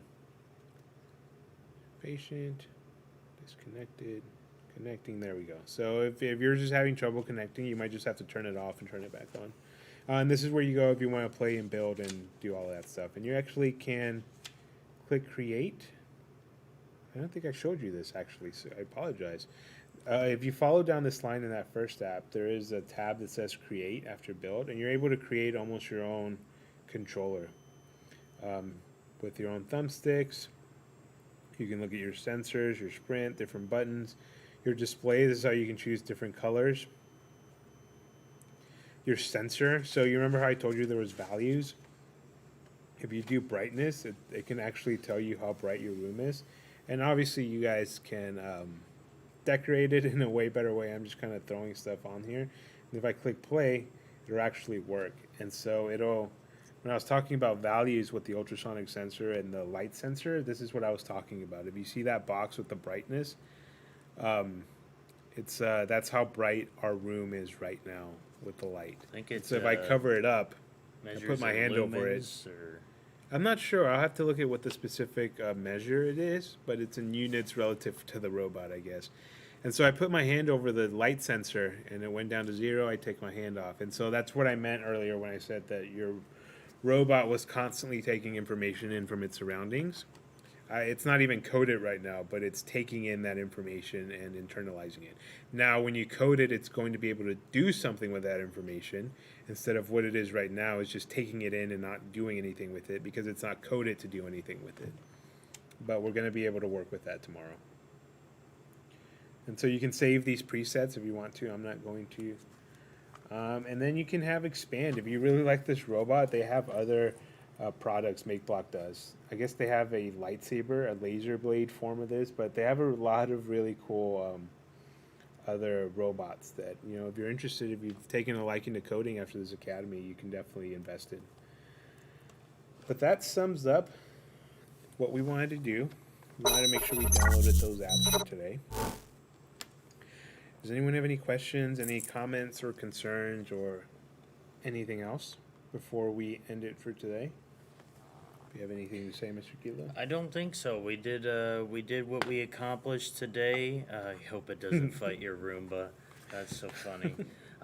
Before we do leave, though, I do want to thank everybody. I want to thank Miss Green. I want to thank Dr. Flores for giving us lessons in coding and programming. I want to thank Dr. Marzelli for stopping by and talking with each one of you. And I want to thank you all for being patient with us and building with us. And we'll be back at it again tomorrow. If you want to, feel free to type in the chat or unmute your microphone to tell us what you learned today. If there's something cool that you may have learned as it pertains to robotics and coding or programming or maybe UHD or maybe talent search in general, feel free to do that. You know, Dr. Flores is always looking for people to stand out, and perhaps there might be a prize to go along with that. We'll see. It disconnects when you go to code. It disconnects because it's a separate app. So when you're switching between apps, you'll have to reconnect it again.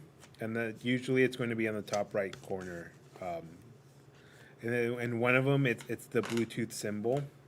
In the coding app, it's a link, you know, like in a chain. So click on that button, and it's going to be able to connect to the new app. Mm-hmm. But if it's not connecting, it should do it within a few seconds. You may have to restart your Ranger. You just click on that button and turn it off and turn it back on. All right. Okay, so that's gonna end us off then. Feel free to type anything you would like in the chat. We're gonna go ahead and end it off a little bit early again today, and we'll be right back tomorrow at 1 p.m.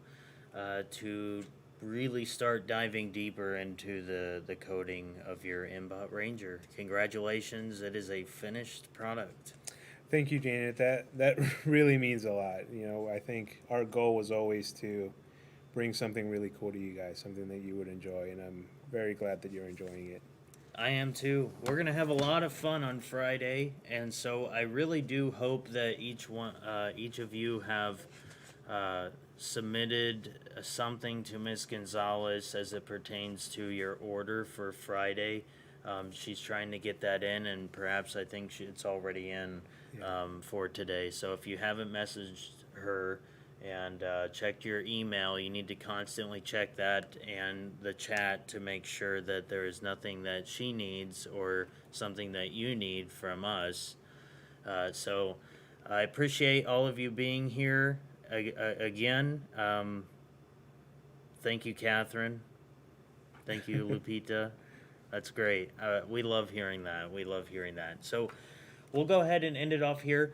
If you didn't do your contact form, if you don't know what I'm talking about, the virtual contact form, we're going to go over that again tomorrow morning.